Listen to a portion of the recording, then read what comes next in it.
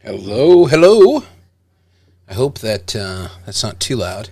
We're going to have to play around with the sound here a little bit. Tonight, welcome. Welcome. It is I from a new, incredibly bright studio here.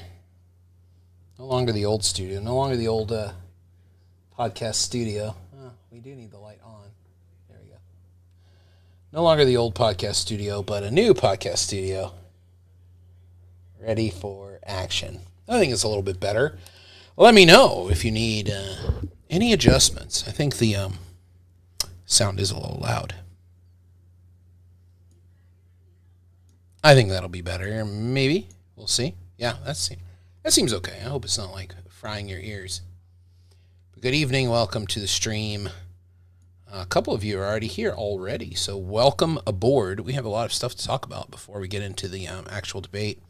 Watching the actual debates. That's why I thought I started a little early. The most exciting thing about the new studio is that we have space, which we never really did, only a couple of times in the history of In the Bin, or the history of the stream, or the history of this channel, have we had people in studio to give commentary. And tonight, we have live studio audience possibility. The live studio audience possibility. Here's the couch cam. It's ready to go. It's a little dark over there. A little bit grainy, but that's okay. When people come and they're part of the live studio audience, it'll light it right up. We won't need any lighting at all. So we'll have some guests, in-studio guests later. I'm pretty sure we will. I don't know if we actually will. One of them might be a dog. There we go. Live studio. Oh, well. You know, it's hard to keep the studio audience entertained before the actual entertainment begins. But we're trying our best here. There we go. Very good. So that's for those of you who don't want to see old men the entire time. You want to see like a little puppy having a good time with a bunch of toys. That's what you're going to see. And you're going to see my messy coffee table here in my home office. So, yeah, that's going to be great. We might have, hopefully we're going to have our Gen Z correspondent who is going to share dank memes in the chat and a bunch of cool phrases that I don't know. Our Gen Z correspondent will join us in a little bit and contribute in the chat room. So we have that to look forward to during the debate. Debate is still 54 minutes away. 54 minutes away, according to my sources here. I think that's going to look okay, hopefully. Oh, it's me. It's been such a long time since we've done a live stream. The last time was, I think, the State of the Union. So that would have been January, which doesn't feel like that long ago, but actually it is a really long time ago. We did a live stream on this channel, and most of my videos have just been time lapses and kind of nonsense since then, but I got to get back into it. I've got 2 online courses, public speaking class and argumentation and debate class. So I got to make videos, and I was looking at some stuff to make videos for teaching, and nothing really beats YouTube, like just using OBS, putting up some slides, doing it live. It just feels more like a lecture. I've been looking at VoiceThread and Panopto, and the quality's just not as good. Like, I feel like I was able to tweak a really nice webcam picture here. I hope it looks as good for you as it does for me. So, yeah, we have a lot of stuff to talk about. First of all, check out my debate shirt. It has Joe Biden and Donald Trump on it, ready for the debate. My t-shirt ready to go. I'm here to support them both. And this represents the things that they're saying. So that would be during, I think, Trump's speech. He's just kind of speaking into the void there, which is pretty good.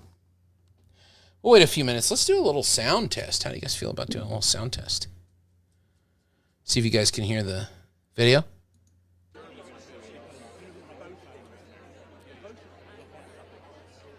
You guys hear that audio? Does it need to be louder? Or can you not hear it at all?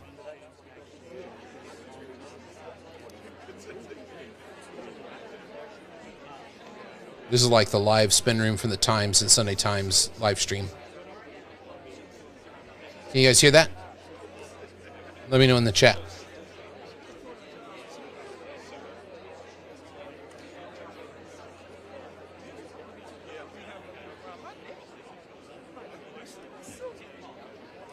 On my screen, it's indicating you can hear it, but...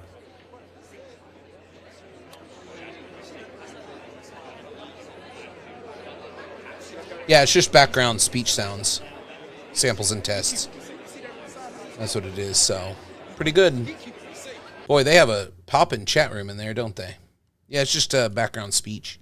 I think they're trying to give you a sense of what it is in the spin room. Spin room is one of these things in presidential debates. It's kind of weird, like the history of presidential debates. And I have a very good lecture series on this if you're interested in it. The history of presidential debates is a history of making things as unclear as they could possibly be while hinting at clarity in them. That way, then the journalists and other people can go and interview political bulldogs, people who are committed partisans on one side or the other, and get the statements of each side, of like why each side won. So in the spin room, they'll have a bunch of people on Trump's side who will say, oh yeah, he won because he did this, this, this, this. In the other spin room for Biden, they'll have a bunch of committed Democrats who will say Biden won because he did this, this, this. This is by design. They don't want a clear scorecard, and they don't want a clear winner, because that would both parties are terrified of that. Because what if somebody made a big mistake, said something ridiculous? They want to be able to spin it in the way that they want to. So that's why we don't have a scorecard. That's why things are very, a little bit muddy. That's why the spin room is necessary.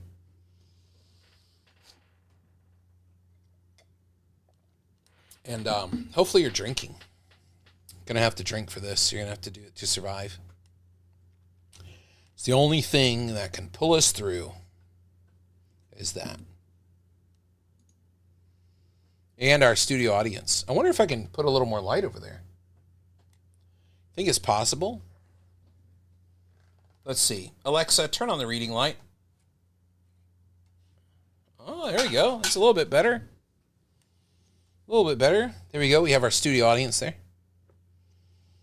Very good. Very good.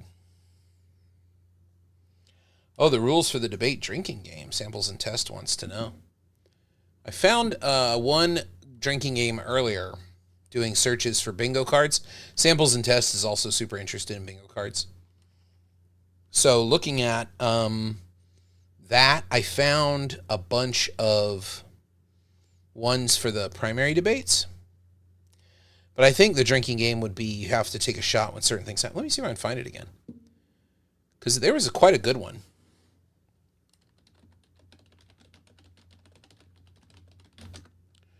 Let's see what we find here. USA Today says it's a tradition.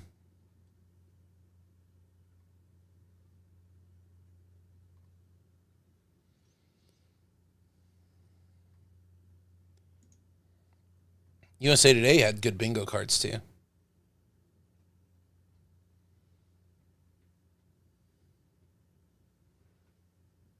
Okay, so here's a good, this is actually pretty good.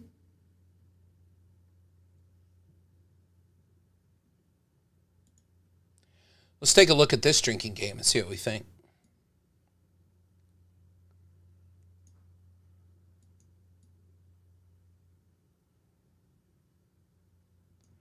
I got to shrink myself so you can read it. There we go. So this is a drinking game supported by none other than USA Today, which is kind of like shocking to me. USA Today is very funny. I refer to them as McPaper. It's kind of like the McRib of journalism. You know, it's a bunch of parts that aren't meant to stick together. They stick together. They make something kind of like a rib sandwich. But It's like just kind of a bunch of parts adhered together. So here's the drinking game. Anytime a participant attempts to speak past their allotted time, take a sip, we'll be drunk by question 4. I don't think that's a good rule at all. We'll be drunk by question 4. Anytime a participant attempts to shout over a muted microphone, take a shot. That's going to be Trump. Biden is not going to try to shout over a microphone. He might talk while they cut it off, and you hear him kind of echoed in the soundstage. It's also going to be weird audio, too, because there's not a lot of bodies there. Not a lot of bodies, not a lot of people, for the sound to be absorbed by. So it's going to be a little strange. I'm going to text my colleagues and see if they'll join me in the chat room here. Let's see.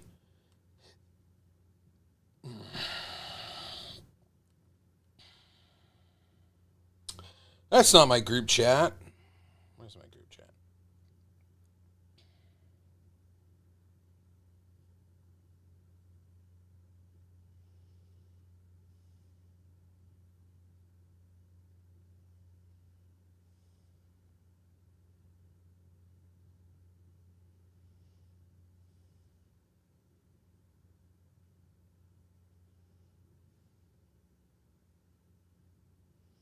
Okay, great. Hopefully they'll be on their way. And then the next rule, if either participant leaves their podium, finish the drink in front of you. Wow. Do you think anybody's going to do that? If either participant walks off stage, take a shot of the designated drink. Whoa. What would you designate? I don't think anybody's going to... I think that's the finish your drink one, because I don't think anybody's going to walk off stage. Can't imagine them doing that.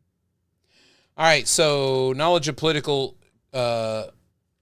cliches, a double-edged sword in this game. Pick a political cliche, a line such as "My fellow Americans" or "We the people," and choose a drink and determine the amount of that drink that constitutes a ship. Obviously, we're doing shots. Each time the political cliche or expected line is spoken, the player drinks. First person to finish the drink wins. Boy, that's true in everything, but what a crazy... I mean, USA Today, I can't believe USA Today wants us to get blitzed before the first commercial break. That's crazy. Let's talk about...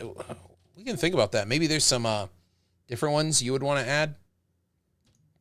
Presidential debate bingo. There's some pretty good bingo cards out there. These are the ones from... These are the ones from let's see if we do 100%. Yeah. These are the ones from USA Today. Not bad. 34 counts is definitely going to go. That's going to definitely happen. Paying your fair share in taxes is going to happen. The border, reproductive rights. Some of these are a little generic. I would insist on rules that require a little bit more exactitude, I guess, just to quote Italo Calvino's 6 Memos for the Millennium. A little bit more exactitude, maybe, in that. Let's look at another one. Student debt, that's a good one. I don't think that'll come up. What do you guys think? Student debt, is that going to be an issue in the debate? Probably not. I think it's mostly going to be... January 6th, you're a convicted felon. The economy's terrible. Inflation's terrible. The border is open. And I wonder if they'll talk about Ukraine or anything like that. I mean, it really just depends on how much people know about the economy. Economy's doing great. But the reason the economy's doing so great is corporations are profiteering. So they know that we think we're in inflation, so they keep the prices high, even though they do not need to keep prices high. So I think that'll be a big part of it. Oh, this card. This might be a good one. Congress? That's like too vague. I think I'd veto that one. Veterans, too vague. I think there will definitely be something about Russia. So I don't see any Russia on here. I would put something about Putin, like how to handle Putin, because I think that's going to happen. Yeah, Biden might bring it up. samples and test is correct. Might bring it up. I don't know. Anyway, if you're watching the stream and you know me, you have my phone number. I can put you on live to chat with us after the debate. Keep that in mind. I'm definitely not going to put my phone number in the stream. I think as we get closer to 9 o'clock, we're going to have more people joining the stream, but we're going to be here the whole time. And for those of you who are just viewing, we do have live studio audience. Well, she won't sit in the frame now. I thought she'd be in the frame, but at least you get to see my messy couch. That'll be our cutaway for when I have to go to the bathroom. We can put that up there. Yeah, they're raising prices, which creates inflation and becomes a spiral. Well, I think it's that they raise the prices because they know people are willing to pay it. But inflation is getting to be under control. It's just that they're still profiteering off of it.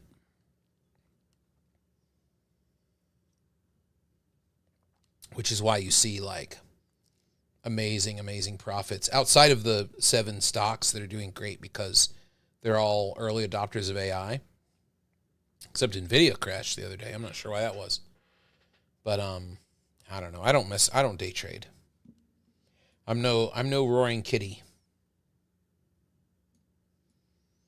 No roaring kitty for me. I don't do any of that stuff. None of the stock stuff. Let's look at some more of these bingo cards. I really liked this one. This one is from, let me move myself out of the way. This one is from Oxfam. And I don't know if you can see it too well. Let's zoom in here. But they did theirs on a, to save paper, of course, you know. Very nice of them. Humanitarian Response, Bootstraps, All Americans, Tax the Rich, Climate Change. I don't know. Malarkey's pretty good. Tremendous is very good. I wonder if this is like a version of bingo where you would take phrases you think the candidates are going to say, and then you put that in there.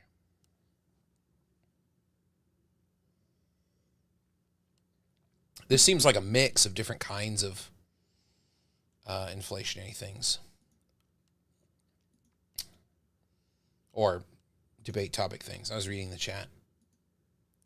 Oh, okay. Samuel says you're using page 2 on the left. You're using this one? Oh, this is a good one, actually. Hope? That's a weird one. Women's rights, ceasefire will be in there. But you see, I think both of them kind of feel like both of them are on the same page on Israel. Maybe I'm wrong. They're like, no U.S. troop involvement. Let's not put any U.S. military involved. Well, guess what? They're involved. You know, they're like providing some kind of like guidance or cover or some kind of organizing for the aid drops. But even with U.S. troops there, the IDF is still coming pretty close. It's a little weird. Okay, let me move over this one so we can look at what samples and tests has. Climate change, that'll come up. Your time is up. Yeah, that'll definitely happen. Childcare, that's kind of a dark horse. Refugees. I wonder if that'll come up in climate. Climate discussion. Hold corporations accountable will definitely come up. Science, I don't know, maybe. Billionaires. Jake Tapper is not going to be able to resist. This is why I, just kind of as a rule, I'm very much opposed to journalists being involved in these debates. I don't think journalists know how to grease a debate and make a debate valuable. The reason why is journalists are trying to ask questions that will get something out of the person they're interviewing that no one has seen before. They're trying to kind of jolt a response out. So journalists are really not appropriate for debates. What's appropriate for a debate, or debate, the way that every scholar in the world understands a debate, is a topic. That topic is a sentence. It's a declarative sentence that you can agree or disagree with. People take sides on it. Then you have that debate for the purpose of evaluating and reevaluating your own position on it. So the debate isn't a binary where you have to choose a side. Good debate is often like, that made me think differently about my own position. Now, this debate tonight could do that. It could have that goal. And I think that occasionally commission debates have had that occur. You see that in the research over the years with commission debates. The problem with journalists, though, is they're looking for I don't want to I'll quote John McCain, gotcha journalism. That's not really what's going on. All journalism is kind of like that. All journalism is to capture something we haven't seen before. Something we have not seen before from the person who's being asked the questions. So there's something going on in the studio audience there. The studio audience just left. It must have been me criticizing journalists, must have irked her to the point where she can no longer tolerate it. Oh, well. But I just think you should have maybe a timekeeper. And my friend Sam Nelson co-wrote an essay for CNN. Get rid of the moderators. We don't need moderators anymore. Years ago. Because they're not really moderating. They're unmoderating the debate. They're turning the debate into what they think the interview should be. And they treat it like an interview. And they try to say, yeah, they didn't answer that question exactly right. Or they could have done better answering that question. For me, that's that's good journalism. But a debate is something else. So these aren't things we can evaluate using debate, scholarship, debate, intellect, whatever you want to call it. Debate practice. We cannot evaluate presidential debates using traditional debate. Oh, the studio audience is here. What up? Hey, our live studio audience. We have a real live. I guess the dog is Gen Z as well.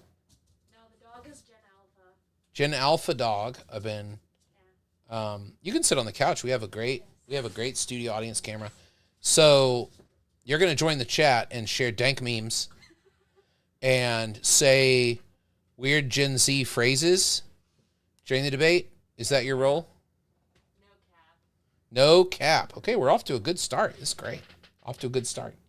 So in the chat room, the Gen Z debate overlord will join and comment on the debate, along with the Gen Alpha dog. This is great. Sorry about the cluttered table. Yeah, it's a real life Gen Z e-girl. A Gen Z e-girl is here. This is great. Yeah, and you can even see her on the main feed. So you watch her shake her head or express disgust during the debate. It's going to be fantastic. I just wish the lighting was a little better. If only I had a budget. Oh well. I spent it all on alcohol, which you really need for these debates. So you might be asking, what do we do if we didn't have journalists run the debates? Well, we could have somebody who knows something about debate run the debate. Wouldn't that be great? You have a scholar do it.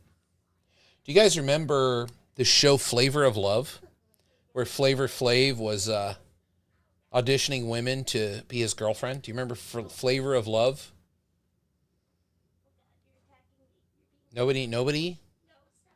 There might be a little bit of a lag, so I'm sure you might. In Flavor of Love, they brought in a professional debate coach, John Brushke, to teach the girls how to debate so that they could debate with each other of who is better for Flavor Flav. And that was like a stupid entertainment show. Now, you might be saying this is a stupid entertainment show, too. You might have a point. But I think you bring in a professional who could run a debate, maybe a professional parliamentarian. Wouldn't that be great? There are certified parliamentarians out there who could very easily run the show, make sure there's nothing, no rule breaking, nothing against procedure, stuff like that. A professional parliamentarian would be great.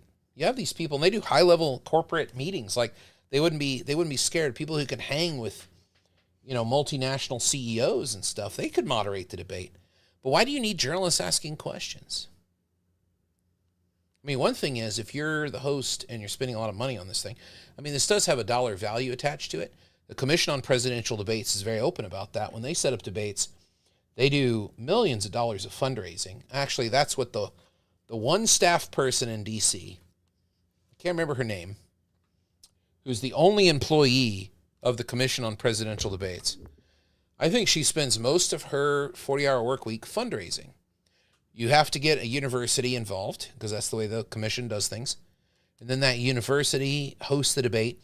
University puts up about $1 million, but most universities, when they host a presidential debate, expect to make about 3 or 4 times that in advertising. It puts their university on the map.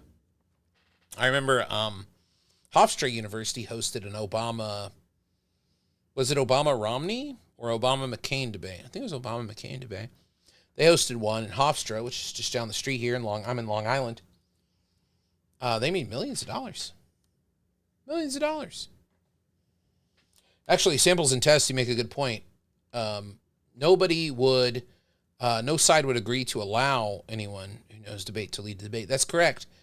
But they also fought endlessly over journalists, which is one of the reasons why the League of Women Voters pulled out of hosting the debates. But they were also, realistically, I think if you look at the history, the League of Women Voters was forced out of hosting it, and the commission was formed to not have the problems of League of Women Voters, namely, well, we're going to have a debate whether you come or not, which they did to Carter, which sent chills through both parties. 1980, Reagan, John Anderson, Ronald Reagan, no Jimmy Carter. Empty chair debate, as it was called. And you are right. This debate is not sponsored by the commission, which brings up some interesting stuff that we should discuss. Interesting, at least to me. I don't know if other people will think it is. That's the wrong screen. That's for later. Okay, we have this essay I found, which I think explains it really well. Sydney Snower wrote this Law Journal article. Sydney Snower has JD from GW in D.C., lovely law school, and wrote this great law review article that provides an amazing legal history and legal orientation to the presidential debates and the big problem with the presidential debates, which has always been the equal time rule. So let's get into it and explain why the commission appeared and why the commission isn't sponsoring this debate. So the equal time rule appeared, and this is exactly what it does. If you're a legally qualified candidate, an opposing candidate, you should have equal opportunity to get airtime if another candidate gets airtime. This comes to us from radio. This comes to us from the history of broadcasting and FCC. Now, the FCC has interpreted this in different ways today, but this is kind of the background of this and why the commission comes into being. So a legally qualified candidate is someone who has publicly announced her intention to run for office, made a substantial showing that she's a bona fide candidate by participating in campaign activities, and met various local, state, and federal regulations for the office being sought. A substantial showing means engaging to a substantial degree in activities commonly associated with political campaigning, such as making campaign speeches, distributing campaign literature, issuing press releases, and maintaining a campaign committee. Once the candidate is a legally qualified candidate, she's eligible to evoke the equal time rule. So networks have always been they've had the equal time rule has had a chilling effect on networks wanting to host debates until now. And I think it's because of most of the exceptions the FCC has made. The studio audience is clawing at me now under the desk, just as an update. I don't think that there's... Let's check on our studio audience. Okay, yeah, we're getting ready.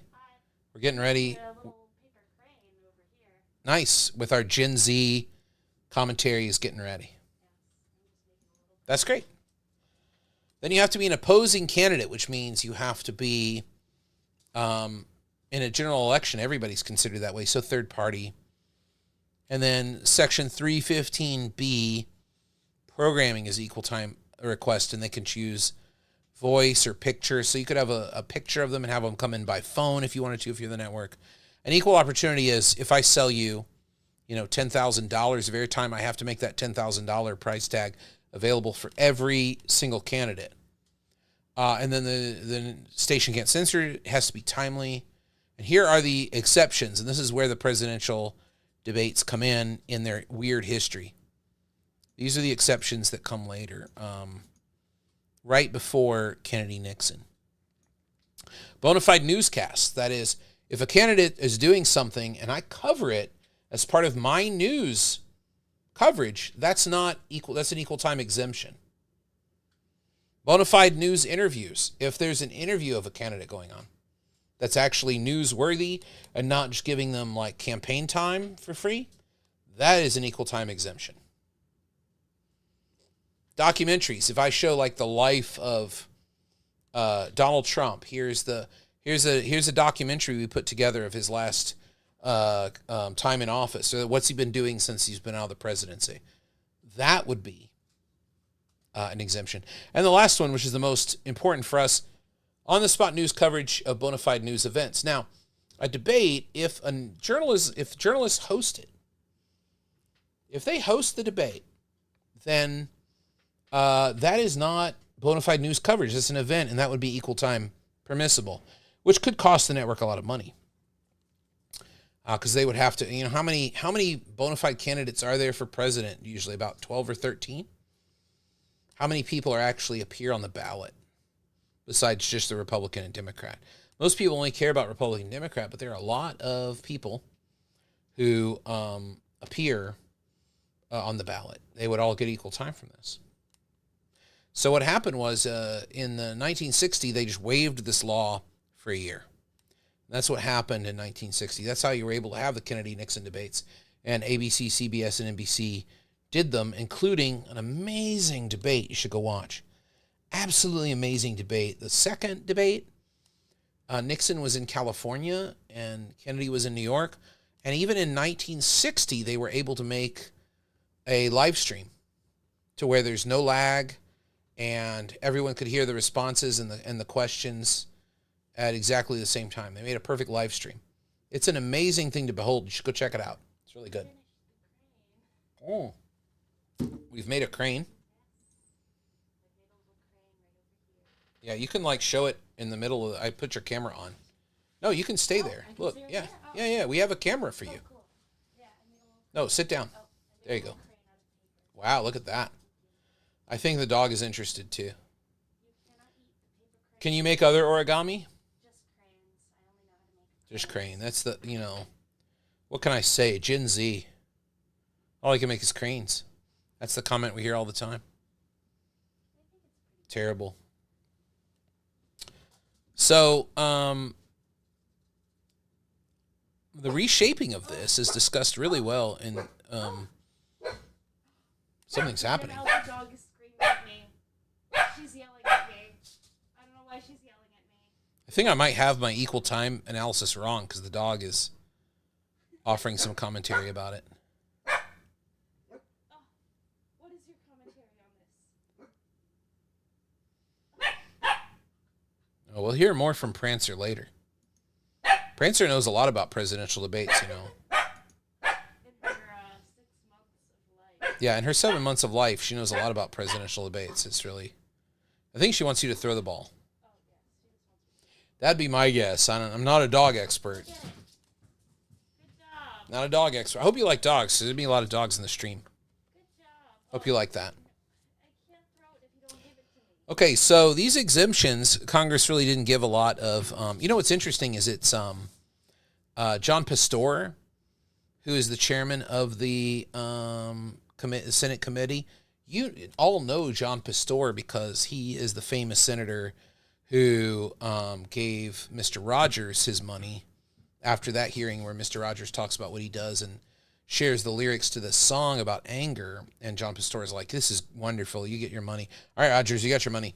He's the guy listening to these hearings about the network saying things like, oh, I don't want to, I think it would violate our freedom of speech if NBC had to air a debate, was forced by the government to air something. That'd be a First Amendment violation of NBC, the corporation's right to free speech. Forcing them to air something would be draconian, authoritarian, all these kind of arguments. So they thought they'd do an experiment on it and see after the hearing. So later on, what happens here is that we get the first nationally televised debate. Everyone thinks it's a huge success. But then Newton Minow, who's the founder of the Commission on Presidential Debates, he is the FCC chairman of Kennedy. He's incredibly famous for saying he thinks TV is a vast teenage wasteland. You know, The Who picks that up as a song title. Many people make fun of Newton Minnow. That's why the boat is the SS Minnow in Gilligan's Island, making fun of Newton Minnow, saying that TV was like worthless. He said he regretted doing that. And then in 76, they had the League of Women Voters do it because the FCC declared that political debates are on-the-spot news coverage of a bona fide news event. So you don't need to invite everyone there. And then there have been many court cases that say that broadcasters have a right to exclude third-party or minor candidates due to First Amendment limitations because debates are not public forums. So it gets more and more interesting. But the League of Women Voters, after they get kicked out, they're kind of like suing back and pushed back because what we get is we're getting a, their argument is that we're getting a political sphere that is determined by money. I mean, we have Citizens United and all that too. So I guess it's not really that big of a deal. But it's being determined by money and being determined by who they think is valid. Now, with CNN, a word about CNN. Let me bring up their rules so you can look at it because it's kind of interesting.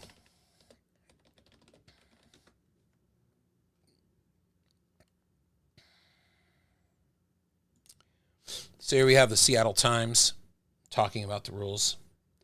Let's take a look at that.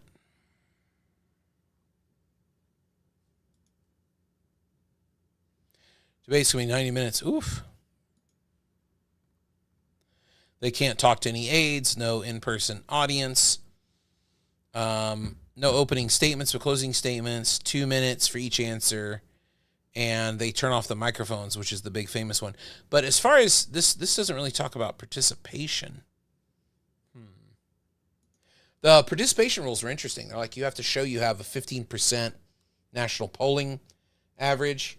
And yeah, Craig, welcome to the stream. We're looking at equal time stuff. Anything you want to say about equal time, it's fine. But CNN said, you know, you got a deadline to prove that you're a viable candidate, which is 15%, or proof that you could get, you know, close to an electoral college majority, or at least threaten a majority. And then you could participate in the debate. And I think CNN is just planning on the FCC just not enforcing this. Because who else would enforce it? I guess if you're Jill Stein or RFK Jr., you could sue CNN. But there goes all your campaign money. That's and how long would that take to resolve? I don't know. I think the League of Women Voters has a really good point in that they're arguing that you know, there's just no way to allow the democratic process here if you're having major news networks decide who is a viable candidate, which is exactly what CNN has done. And this is part of what they argue is the spirit of the FCC restriction, which is that nobody should use money or the power of the press, the printing press, just to decide what should be read or what should be printed. The freedom should be protected by the government in these kind of cases. And I mean, it's a hard argument to beat. I do think that somebody like RFK Jr., I don't know what he's doing tonight, but I think if I was like a third party candidate or somebody who wasn't invited to a debate like this, I think what I would do is I would go on YouTube Live like I'm doing, and I would participate in the debate like that and just pause it and give my 1 or 2 minute response and time myself. And you wonder if people might do that. I know Jill Stein did some responses to the debates last election cycle, but what's interesting about the League of Women Voters is they were begged by Newton Minnow and his cronies to host the debates to make them bona fide news events so that they would have the FCC exemption. But then in the 1984 debates, the Mondale and Reagan campaigns really would not agree to any journalists panel. They rejected almost every journalist, and the League of Women Voters was like, why can't we just decide what journalists are going to be there and have the debate? That way they'll have to come.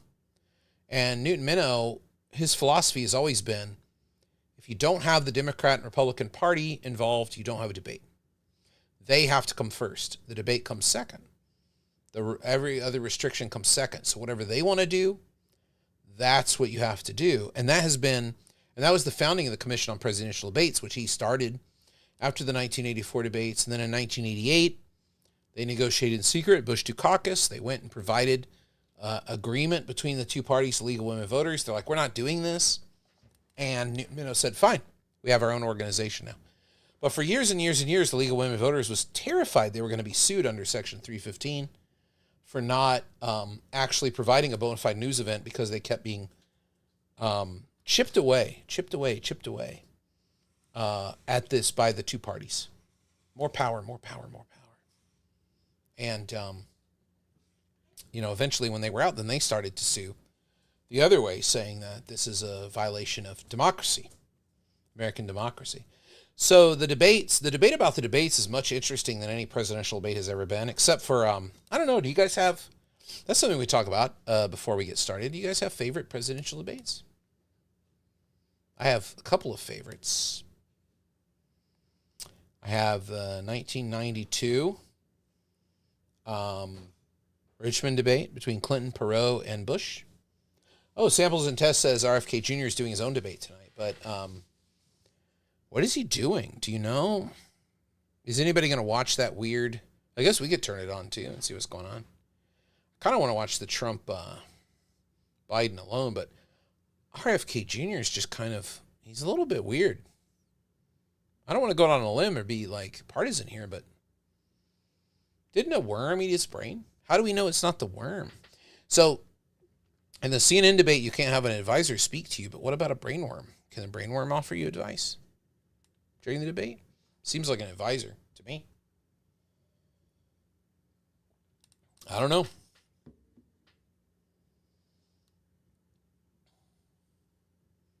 Okay. Yeah, he'll probably be on YouTube, just like the rest of us. Let me see if I can find those admission rules, because I think CNN is very smart.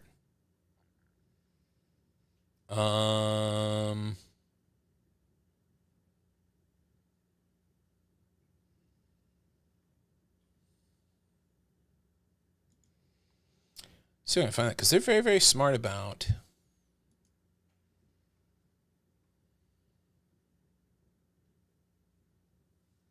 Okay, here's the press release. Perfect. Okay, yeah, let's take a look at this, because I think this is very clever of them. And I also think they're relying on just the greater weight of the legal technical terms, and the FCC is not very activist, really. This is the same FCC that eliminated net neutrality, I think. So they're much more like corporate media friendly. Correct me if I'm wrong about that. It might not be the same FCC that eliminated net neutrality, but it could be. I don't know.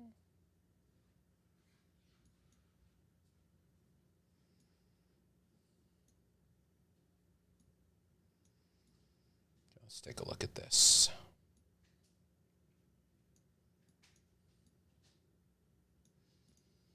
Okay. Hope you guys can read that. That text is really small. This is actually more of an eye exam than a YouTube live stream. Hope you guys can appreciate that. I should use some of my sound effects here. Yeah, there we go. Okay, so Law and Order. I don't know if you could hear that. Can you guys hear the sound effects?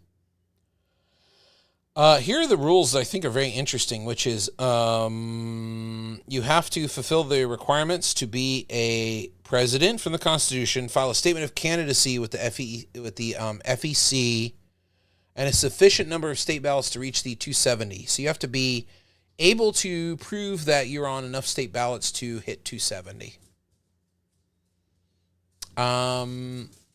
RFK Jr.'s debate is one-person debate is on Twitter. Yeah, that's not going to work well.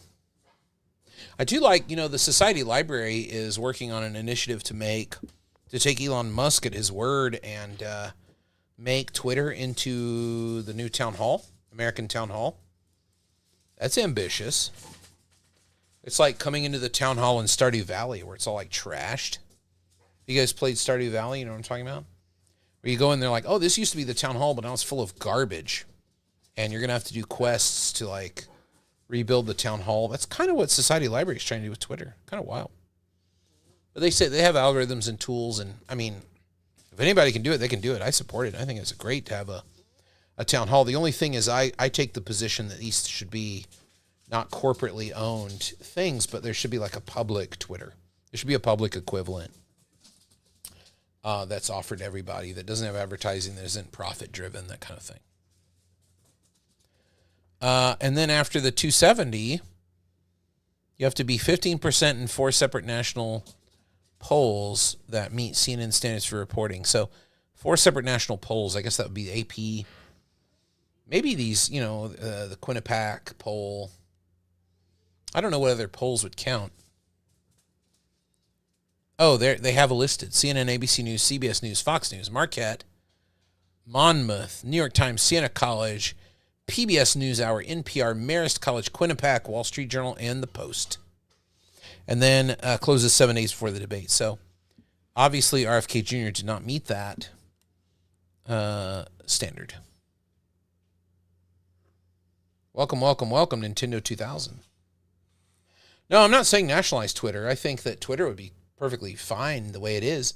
I just like the idea of having a public alternative. So, for example, you have the BBC in the UK, but then you also have Sky News and ITV, which are, corporate and profit. Then you have alternatives, and you can you have that balance where not everybody's looking to make money. You can be as fair as you possibly can and run Twitter, but it's a for-profit thing. Elon has been, he's very upfront about that. Anybody would be. We got to make money. We got to make money to run this thing. Servers are expensive. Staff are expensive. Coders are expensive.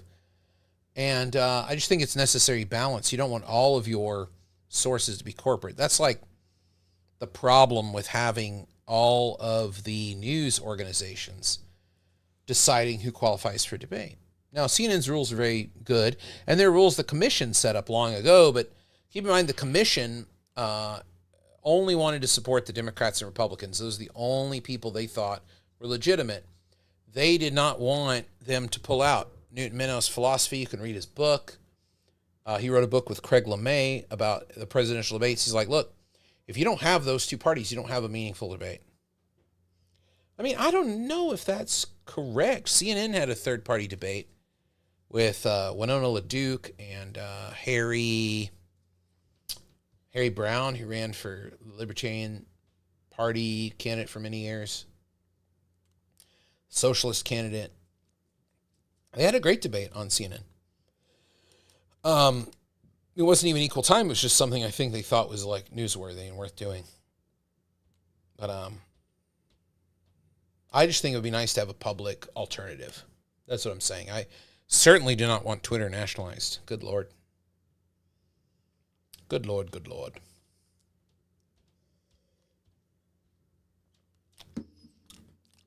So what do you think the first question is tonight? It's got to be something about abortion, the court on the Iowa decision maybe, or something about Ukraine. I think the first question will be about the economy. I think it'll be about your opinion about convicted felons. I wonder what it would be.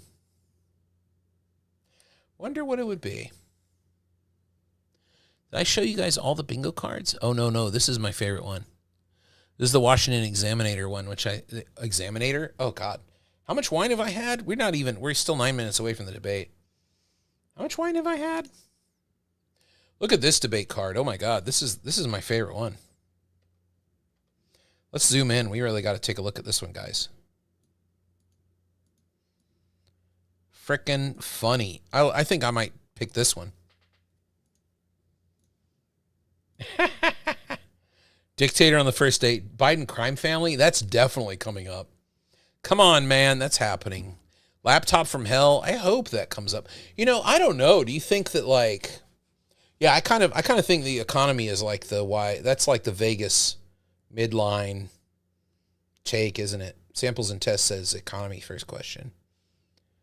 Soul of democracy. I don't know. Nobody's treated worse or more unfairly. Trump's definitely going to say that. Convicted felon. Biden's going to say that.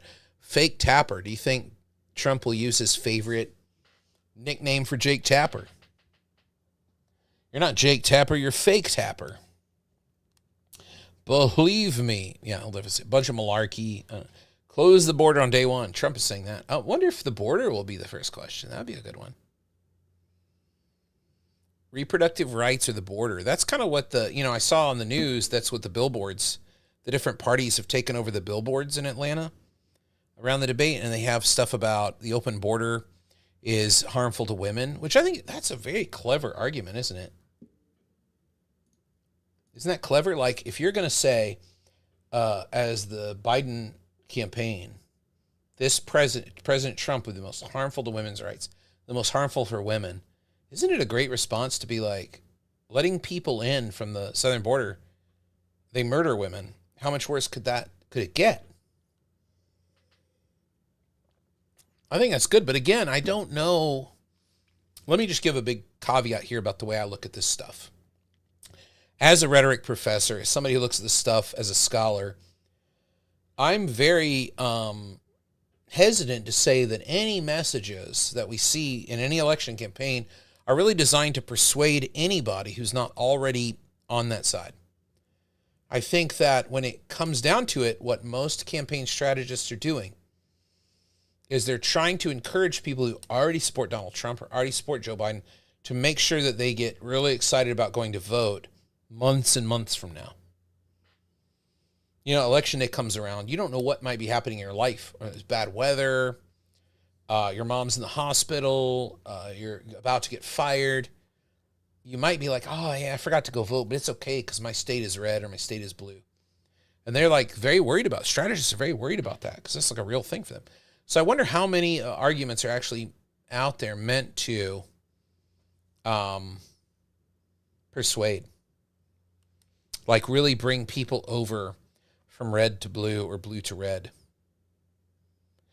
Or is it just to get free airtime? Because if you put out a very clever campaign ad or a very snarky or very heated kind of statement, like Donald Trump hates women or Donald Trump is the worst president for women's rights, that's a pretty hot statement. That'll get news coverage. And that brings your message out to more and more and more people. So, I don't know. We got a 5-minute warning. Okay, let's look at the rest of this bingo card. Extreme MAGA Republicans, we're going to hear that. Rigged election. You're a loser, Joe. I hope he says that. That'd be fun. Extremely proud of my son, Hunter. I don't think Hunter Biden's going to come up. Hunter Biden will only come up if the felony stuff comes up. And Trump says something like, well, you have a convicted felon in your family. Your son's a convicted felon. Like, as kind of a response. I don't know. In my mind, I don't know how that's a response, but I could see that resonating with people. Mentally unfit, that's not coming up. Gag order, Juan Marchand rescinded part of the gag order, so Donald Trump could trash Michael Cohen if he wanted to. How do you keep Donald Trump on message? He didn't do any debate training. I mean, it's probably because who would want to train him?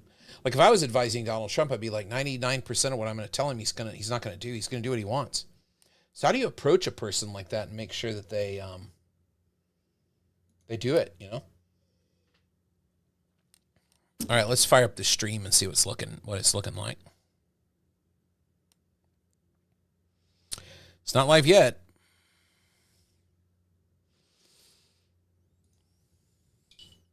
Let's see what this looks like.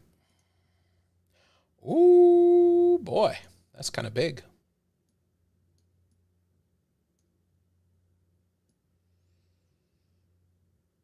Okay. I'm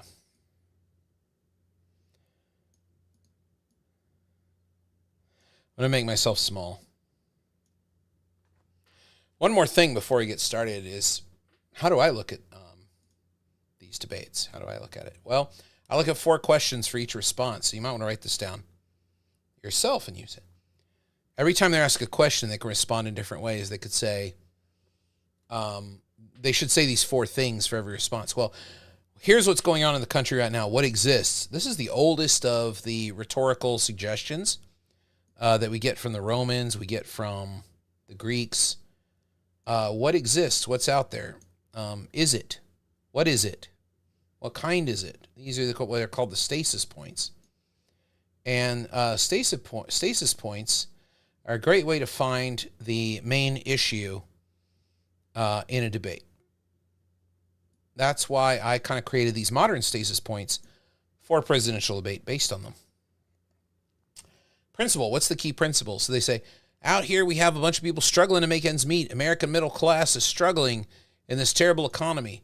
The principle here is that we need to eliminate taxes on the middle class, or we need to make sure corporations can act in a way to bring profit or to hire people. We need to get the entrepreneurs going. That's the principle. Here's what I'm going to do as president. I'm going to lower taxes. I'm going to make sure there's no tax. I'm going to get together with the businesses, make sure we know what they need. And I've done it before. I'm a businessman. I've worked with 40 different cities, chambers of commerce, and we've had great success. This is the way the response should sound. So if you can hit all four of those notes, you have a response to that question that I think will motivate audience members to vote for you.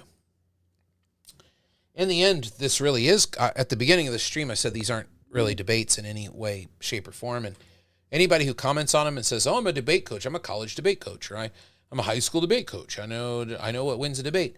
No, you don't, because this doesn't have any similarity to that structure at all. There's nothing in common with it. This is random questions fired by journalists, questions that journalists think are important, and the candidates can answer any way they want. And they can be held to account for that answer in the news cycle or by us, but they really can answer any way they want, which is not the way debate works. If Craig is in here, he'll tell you. If you don't answer something, you lose. That doesn't happen in a presidential debate. You can not answer anything, and everyone thinks you did a great job. So how do you square that? If you're like a debate expert and you come on these things and you don't have a way of doing it, you really need to explain that, I think.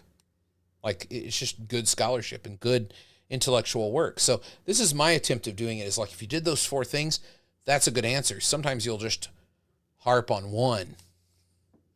Sometimes you just harp on one, So, all right, looks like we're going to do this thing.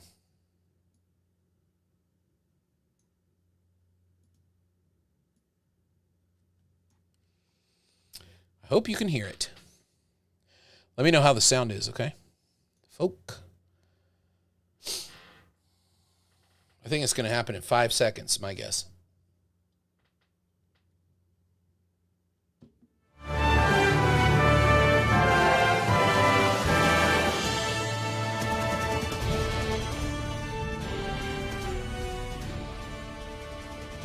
How is that? Too loud? We're live from Georgia, a key battleground state in the race for the White House. In just moments, the current U.S. president will debate the former U.S. president as their party's presumptive nominees, a first in American history. We want to welcome our viewers in the United States and around the world to our studios in Atlanta. This is the CNN presidential debate. This debate is being produced by CNN and is coming to you live on CNN, CNN International, CNN.com, CNN Max, and CNN Espanol. This is a pivotal moment between President Joe Biden and former President Donald Trump in their rematch for the Let's go. office. Each will make his case to the American people with just over 4 months until Election Day. Good evening, I'm Dana Bash, anchor of CNN's Inside Politics and co-anchor of State of the Union. I'm Jake Tapper. Let's go, Jake Tapper. Anchor of State of the Union. Dana and I will Jake Tapper stands represent. Is to facilitate a debate between the two candidates tonight. Before we introduce them, we want to share the rules of the debate with the audience at home. Former President Trump will be on the left side of the screen. President Biden will be appearing on the right. A coin toss determined their positions. Each candidate will have 2 minutes to answer a question and 1 Let me know how the minute sound for is, folks. responses and rebuttals. An additional minute for follow-up, clarification, or response is at the moderator's discretion. When it's time for a candidate to speak, his microphone will be turned on and his opponent's microphone will be turned off. Should a candidate interrupt when his microphone is muted, he will be difficult to understand for viewers at home. At the end of the debate, each candidate will get 2 minutes for closing statements. I think you might be a little bit ahead of us, Samples and Tests. Pre-written notes, props, or contact with campaign staff are not permitted during the debate.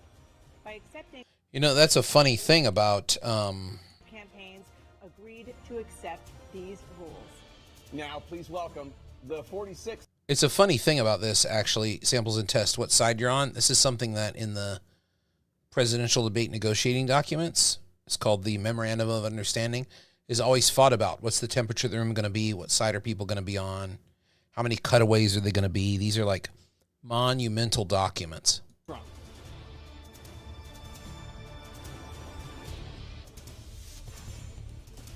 You can look at them in presidential library archives. They have a lot of these memoranda of understanding. They can be over 400 pages sometimes. Temperature, lights, everything. Consistently say is their top concern. Thank you, Reason. I'll turn it down if you want. President Biden, inflation has slowed, but prices remain high. Since you took office, the price of essentials has increased. Hopefully that's okay. For example, a basket of groceries that cost $100 then now costs more than $120. Samples and Tests was typical right. Home prices have First jumped question. more than 30%. What do you say to voters who feel they are worse off under your presidency than they were under President Trump? We got to take a look at what I was left when I became president, what Mr. Trump left me. We had an economy that was in free fall. The pandemic was so badly handled. Many people were dying. All he said was, it's not that serious. Just inject a little bleach. Thanks. Let me know. It'll be all right. The economy collapsed. There were no jobs. Unemployment rate rose to 15%. It was terrible. And so what we had to do is try to put things back together again. And that's exactly what we began to do. We created 15,000 new jobs. We brought out a position where we have 800,000 new manufacturing jobs. But there's more to be done. There's more to be done. Working class people are still in trouble. I come from Scranton, Pennsylvania. I come of a household where the kitchen table, if the things weren't able to be met during the month, it was a problem. The price of eggs, the price of gas, the price of housing, the price of a whole range of things. That's why I'm working so hard to make sure I deal with those problems. What's up with his voice? We're going to make sure that we reduce the price of housing. We're going to make sure we build 2 million new units.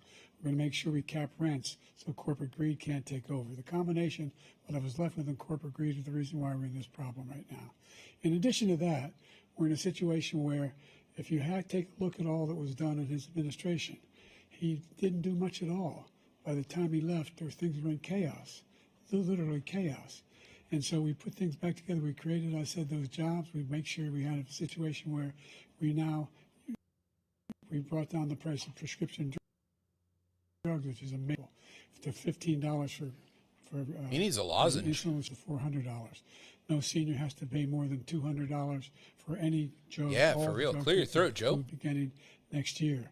And the situation is we're going to make that available to everybody, to all Americans. So we're working to bring down the price of around the kitchen table, and that's what we're going to get done. Thank you, I President. kind of like having the timer up We had the there greatest economy because we can in the see if history it's of 2 our minutes. country. We have never done so well. Everybody was amazed by it. Other countries were copying us. We got hit with COVID, and when we did, we spent the money necessary so we wouldn't end up in a Great Depression, the likes of which we had in 1929.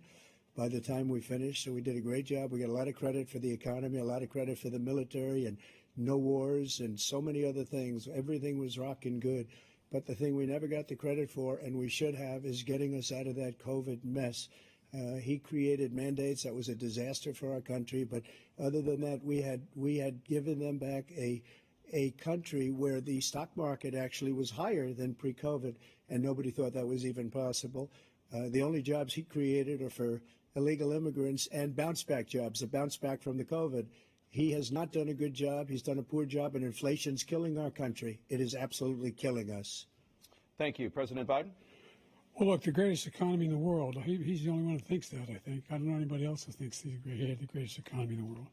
And, you know, the fact of the matter is that we found ourselves in a situation where his economy, he rewarded the wealthy. He had the largest tax cut in American history, $2 trillion. He raised a deficit larger than any president has in any one term. He's the only president other than Herbert Hoover who's lost more jobs than he had when he began. So it's Herbert Hoover. The idea that he did something that was significant. And the military. That's a nice comparison there. When he was president, they were still killing people in Afghanistan. He didn't do anything about that. When he was president, we were still found ourselves in a position where you had a notion that we were this safe country. The truth is, I'm the only president this century that doesn't have any, this decade, that doesn't have any troops dying anywhere in the world like he did. President Trump, I want to follow up if I can. Am I allowed to respond to him? Well, I'm going to ask you a follow-up. You can do whatever you want with the minute that we give you. I want to follow up. You want to impose a 10% tariff on all goods coming into the U.S. How will you ensure that that doesn't drive prices even higher? It's not going to drive them higher. It's just going to cost countries that have been ripping us off for years, like China and many others, in all fairness. China.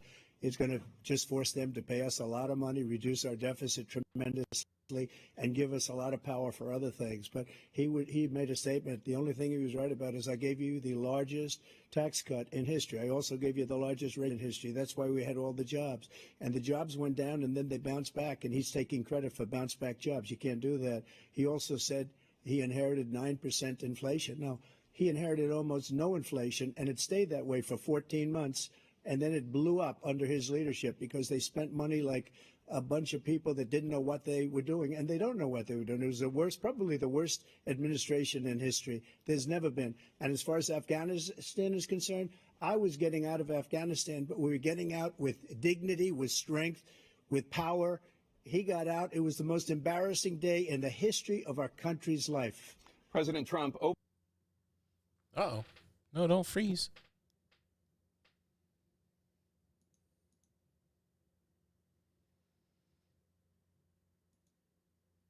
New debt. Well, so far, President Biden, you've approved Yikes. $4.3 trillion in new debt.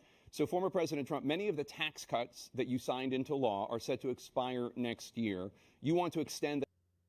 Let's see if we can refresh into law that. are set to expire next year. You want to extend them and go even further, you say. With the U.S. facing trillion-dollar deficits and record debt, why should top earners and corporations pay even less in taxes than they do now? USA Today Tax cuts shouldn't have relied on the you. greatest economy that we've ever seen. Just prior, took in more revenue with There we much go. less tax, and companies were bringing. Shouldn't have relied on USA Today. I knew it. into our McPaper. country. The country was going like never before, and we were ready to start paying down debt. We were ready to start using the liquid gold right under our feet, the oil and gas right under our feet. We were going to have something that nobody else has had. We got hit with COVID. We did a lot to fix it. I gave him an unbelievable situation with all of the therapeutics and all of the things that we came up with. We gave him something great. Remember, more people died under his administration, even though we had largely fixed it. More people died under his administration than our administration, and we were right in the middle of it, something which a lot of people don't like to talk about. But he had far more people dying in his administration. He did the mandate, which is a disaster, mandating it. The vaccine went out. He did a mandate on the vaccine, which is the thing that people most objected to about the vaccine. And he did a very poor job, just a very poor job. And I will tell you, not only poor there, but throughout the entire world, we're no longer respected as a country. They don't respect our leadership. They don't respect the United States anymore. We're like a third world nation between weaponization of his election, trying to go after his political opponent, all of the things he's done. We've become like a third world nation, and it's a shame. The damage he's done I wonder if to that's our going country. to stick in people's and minds I'd there. love to ask him, and will, why he allowed millions of people to come in here from prisons, jails, and mental institutions to come into our country and destroy our country. President Trump, we will get to immigration later in this block. President Biden, I want to give you an opportunity to respond to this question about the national debt. He had the largest national debt of any president in a four-year period, number one. Number two, that $2 trillion tax cut benefited the very wealthy. What I'm going to do is fix the tax system. For example, we have 1,000 trillionaires in America. I mean, billionaires in America. And what's happening? They're in a situation where they, in fact, pay 8.2% in taxes. If they just paid 24%, or 25%, either one of those numbers, they'd raise $500 billion, I should say, in a 10-year period. We'd be able to wipe out his debt. We'd be able to help make sure that all those things we need to do, child care, elder care, making sure that we continue to strengthen our health care system, making sure that we're able to make every single solitary person eligible for what I've been able to do with the COVID, Joe Biden reminds me of a freshman, like a novice debater. Just trying to fill the time with a bunch of evidence. We finally beat Medicare. Thank you, President Biden. President Trump? Well, he's right. He did beat Medicare. He beat it to death, and he's destroying Medicare because all of these people are coming in. They're putting them on Medicare. They're putting them on Social Security. They're going to destroy Social Security. This man is going to single-handedly destroy Social Security. These millions and millions of people coming in, they're trying to put them on Social Security. He will wipe out Social Security. He will wipe out Medicare. So he was right in the way he finished that sentence. I think And this it's is a Gersh shame. Gallup. What's happened to our country in the last 4 years is not to be believed. Suddenly we're on Social Foreign Security now? countries, I'm friends with a lot of people. They cannot believe what happened to the United States of America. We're no longer respected. They Is he don't gonna Gersh like Gallup us. them? We give them everything they want, and they Could work they for think Trump. we're stupid. They think we're very stupid people. What we're doing for other countries, and they do nothing for us. What this man has done is absolutely criminal. Thank you, President Trump. Dana? This is the first presidential election since the Supreme Court overturned Roe v. Wade. This morning, the court ruled on yet another abortion case, temporarily allowing We all knew this was emergency coming. We knew abortions this was to coming. continue in Idaho, despite that How are they state's gonna play restrictive it? ban. Former President Trump, you take credit for the decision to overturn Roe v. Wade, which returned the issue of abortion to the states. Correct. However, the federal government still plays a role in whether or not women have access to abortion pills. They're used in about 2/3 of all abortions. As president, would you block abortion medication? First of all, the Supreme Court just approved the abortion pill, and I agree with their decision to have done that, and I will not block it. And if you look at this whole question that you're asking, complex but not really complex. 51 years ago, you had Roe v. Wade, and everybody wanted to get it back to the states. Everybody, without exception. Democrats, Republicans, liberals, conservatives, everybody wanted it back. Religious leaders. And what I did I don't think is that's I put three great a good way to Supreme Court frame this at all. justices on the court, and they happened to vote in favor of killing Roe v. Wade and moving it back to the states. This is something that everybody wanted. Now, 10 years ago or so, they started talking about how many weeks and how many this, getting into other things. But every legal scholar throughout the world, the most respected, wanted it brought back to the states. I did that. Now the states are working it out. If you look at Ohio, it was a decision that was, an end result that was a little bit more liberal than you would have thought. Kansas, I would say the same thing. Texas is different. Florida is different. But they're all I wonder making how their own Biden's going to handle decisions this. right I hope now. he, I hope he And right now, cranks this, the because this is states kind of a control bad it. That's answer. the vote of the people. Like Ronald Reagan, I believe in the Yeah, exceptions. Nintendo, I'm with you I am there. a person that believes. And frankly, I think it's important to believe in the He's exceptions. using Some people, you associative have to follow your argumentation to heart. say, Some look, people I'm in the don't believe majority that. on this, But I believe in and the states can do what they exceptions for want. So he looks rape, like incest, and the a life pro-democracy of the mother. I think candidate. it's very important. Some That's people what I don't. think he's Follow trying to your do. It's heart, kind of but smart. You have to get elected also, and because that has to do with other things. You got to get elected. Like who can be against The problem democratic they have is decision-making, they're like radical because local they will decisions.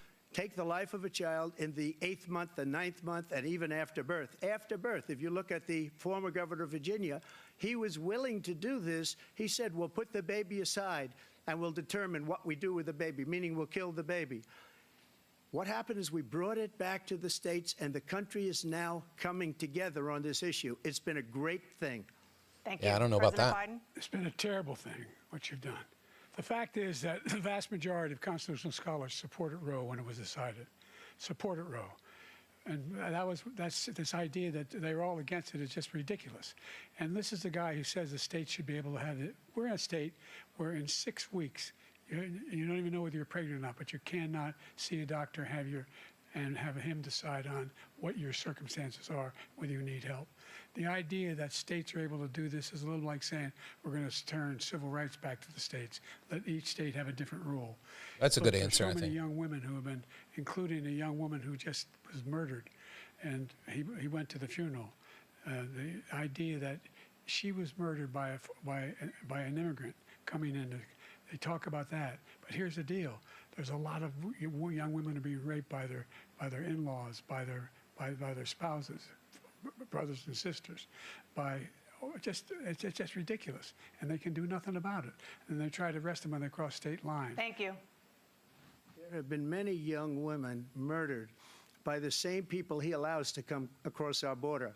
We have a border that's the most dangerous place anywhere in the world, considered the most dangerous place anywhere in the world. And he opened it up, and these killers I think are it's coming smart to into turn our it to country, immigration here. and they are raping and killing Bit of a women. Gersh Gallop, but And it's a I think that's terrible going to be thing. Trump's As far as the strategy is what it abortion's looks like. concerned, it is now back with the states. The states are voting. In many cases, Should Google Gersh Gallop, frankly, see what I a very mean. liberal decision. In many cases, it's the opposite. But they're voting, and it's bringing it back to the vote of the people, which is what everybody wanted, including the founders, if they knew about this issue, which, frankly, they didn't. But Oh, the they founders wanted knew about abortion, for Everybody sure. wanted brought back. Ronald Reagan wanted it brought back. He wasn't able to get it. Everybody wanted it brought back, and many presidents had tried to get it back.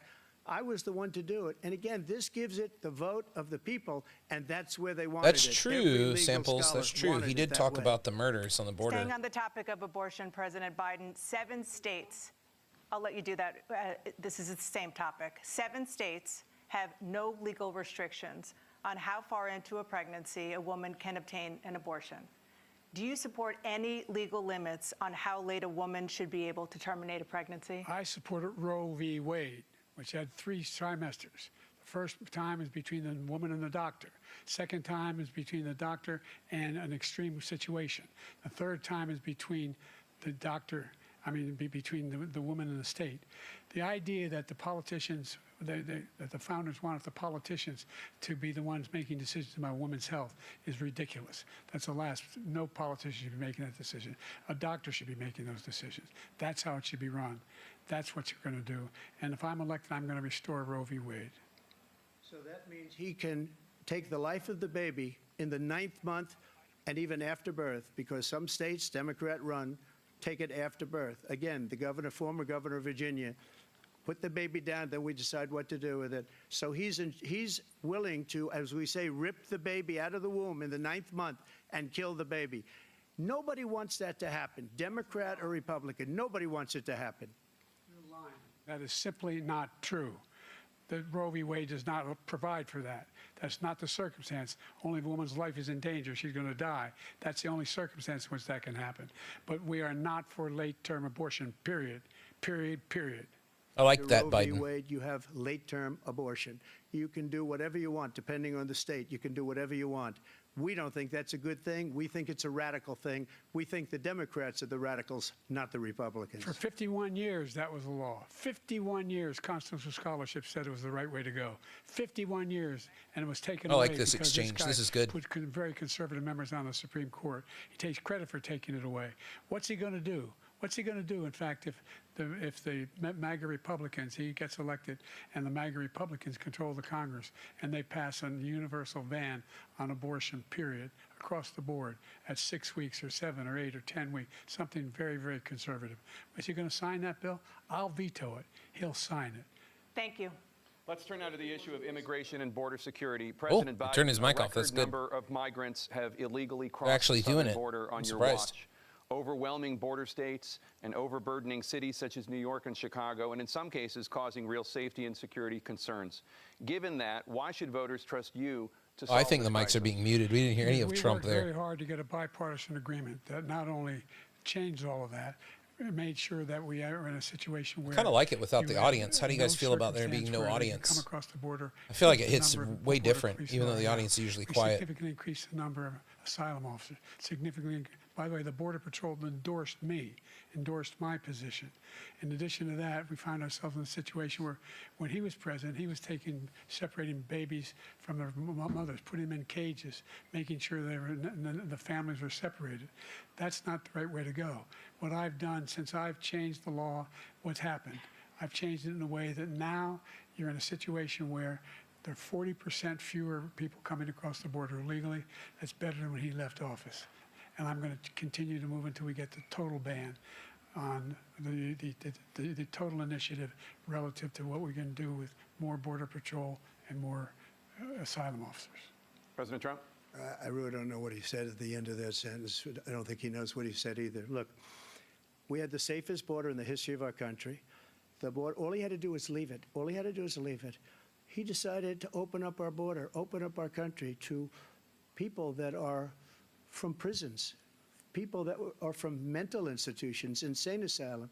terrorists. We have the largest number of terrorists coming into our country right now, all terrorists, all over the world, not just in South America, all over the world. They come from the Middle East, everywhere. All over the world, they're pouring in. And this guy just left it open. And he didn't need legislation because I didn't have legislation. I said, close the border. We had the safest border in history. In that final couple of months of my presidency, we had, according to Border Patrol, who is great, and by the way, who endorsed me for president, but I won't say that. They endorsed me for president. I won't say it, Brandon, but they just endorsed keep me, but I doing won't say it. I love that. Look, we had the safest border in history. Now we have the worst border in history. There's never been anything like it. And people are dying all over the place, including the people that are coming up in Thank you, caravans. President Trump. President Biden? The only terrorist who's done anything crossing the border is one who came along and killed three, under his administration, killed an Al-Qaeda person come in his administration, killed 3 American soldiers. They endorsed Trump. Killed 3 American soldiers. I know, it's That's the confusing. only terrorist that's there. I'm not saying that no terrorist ever got through, but the idea they're emptying their prisons, we're welcoming these people, that's simply not true. There's no data to support what he said. Once again, he's exaggerating, he's lying. President Trump, staying on the topic of immigration, you've said that you're going to carry out, quote, the largest domestic deportation operation in American history, unquote. Does that mean that you will deport every undocumented immigrant in America, including those who have jobs, including those whose spouses are citizens, and including those who have lived here for decades? And if so, how will you do it? Just 1 second. He said we killed 3 people. The people we killed are al-Baghdadi and Soleimani, the 2 greatest al-Baghdadi. anywhere in the world. I forgot about It had a al-Baghdadi. huge impact on everything, not just border, on everything. He's the one that killed people with the bad water, including hundreds of thousands of people dying, and also killing our citizens when they come in. We are living right now in a rat's nest. They're killing our people in New York, in California, in every state in the union. Thank you, we don't Kale. have borders anymore. Every state Kale is our now a official border. Gish And because of counter his there. ridiculous, Do you have one of those insane, and very hand stupid policies, hand things for are counting coming people walking and in the they're store? killing our citizens at a level that we've never seen. We call it migrant crime. I call it Biden migrant crime. They're killing our That's not citizens gonna at a sweep level the that country, we've that never phrase. seen before. No. And you're reading it like these 3 incredible young girls over the last few days. One of them, I just spoke to the mother, and they just had the funeral for this girl, 12 years old. This is horrible what's taken place. What's taken place in our country, we're literally an uncivilized country now. He doesn't want it to be. He just doesn't know. He opened the borders. Nobody's ever seen anything like. And we have to get a lot sure of these didn't. people out, and we have But to that's get them out traditional in fast presidential because debates. They're going to destroy our country. Well, before I Just get to take a that, look let at me where they're living. respond. You know, They're they do that a living in lot. luxury hotels in New York City and other places. Our veterans are on the street. They're dying because he doesn't care about our veterans. He doesn't care. He doesn't like the military at all, and he doesn't care about our veterans. Nobody been worse. I had the highest approval rating for veterans taking care of the VA. Starting to see He is some of the the old worst. Trump He's here. gotten rid of all the things that I approved. I thought we had a new and I got improved through Trump there. Congress, all of the different things I approved, they abandoned. We had by far the highest, and now it's down in less than half because he's done all these great things that we did. And I think he did it just because I approved it, which is crazy. But he has killed so many people at our border by Thank you, allowing President Trump. all of these people to come in. President and it's Biden. a very sad day in America. President Biden, you have the mic. Every single thing he said is a lie. Every single one. For example, veterans are a hell of a lot better off since I passed the PACT Act. 1 million of them now have insurance, and their families have it. Their families have it because what happened, whether it was Agent Orange. Don't get or distracted. Don't lose the burn thread, pits, Joe. They're all being covered now. And his group opposed that. We're also in a situation where we have great respect for veterans. My son spent a year in Iraq. Uh-oh. Living one next Samples to one of called those it burn again. pits, came back with stage 4 glioblastoma. Psychic I was recently samples and tests. in France for D-Day, and I spoke all about those heroes that died. I went to the World War II cemetery, World War I cemetery he refused to go to. He was standing with his 4-star general, and he told me, he said, I don't want to go in there because they're a bunch of losers and suckers. My son was not a loser, was not a sucker. You're the sucker. You're the loser. President Trump? First of all, that was a made-up quote, suckers and losers. They made it up. It was in a third-rate magazine that's failing, like many of these magazines. He made that up. He put it in commercials. We've Wasn't that in notified Time him. magazine? We had 19 people that said I didn't say it. And think of this. Who would say I'm at a cemetery or I'm talking about our veterans? Because nobody's taken better care. I'm so glad this came up, and he brought it up. There's nobody that's taken better care of our soldiers than I have. To think that I would, in front of generals Biden's and face others, is say, great. suckers and losers. We have 19 people that said it was never said by me. It was made up by him, just like Russia was made up, just like the 51 intelligence agents are made up, just like the new thing with the 16 economists are talking. It's the same thing. 51 intelligence agents said that the laptop was Russia disinformation. It wasn't. That came from his son, Hunter. It wasn't Russia disinformation. He made up the suckers and losers, so he should apologize. Hunter's to laptop me made right an now. appearance. I can't believe it. Four-star It's still coming general up. standing to your side was on your staff who said you said it, period. That's number one. And number two, the idea that I have to apologize to you for anything along the line. We've done more for veterans than any president has in American history. And they now are in their family. The only sacred obligation we have as a country is to care for our veterans when they come home and their families and equip them when they go to war. That's what we're doing. That's what the VA is doing now. They're doing more for veterans than ever before in our history. All right, thank you so much. Let's move to the topic of foreign policy. I want to begin with Russia's war That's right. against Ukraine. I didn't which hear is Samples now fart. in its third year. Former President Trump, Russian President Vladimir Putin says he'll only end Man, that is a this war big stage if for nobody Russia being there. keeps That's the kind of creepy Ukrainian and liminal. territory it has already claimed, and Ukraine abandons its bid to join NATO. Are Putin's terms acceptable to you? First of all, our veterans and our soldiers can't stand this guy. They can't stand him. They think he's the worst Back on commander-in-chief, if that's what you call him, that we've ever had. They can't stand him. So let's get that straight. And they like me more than just about any of them.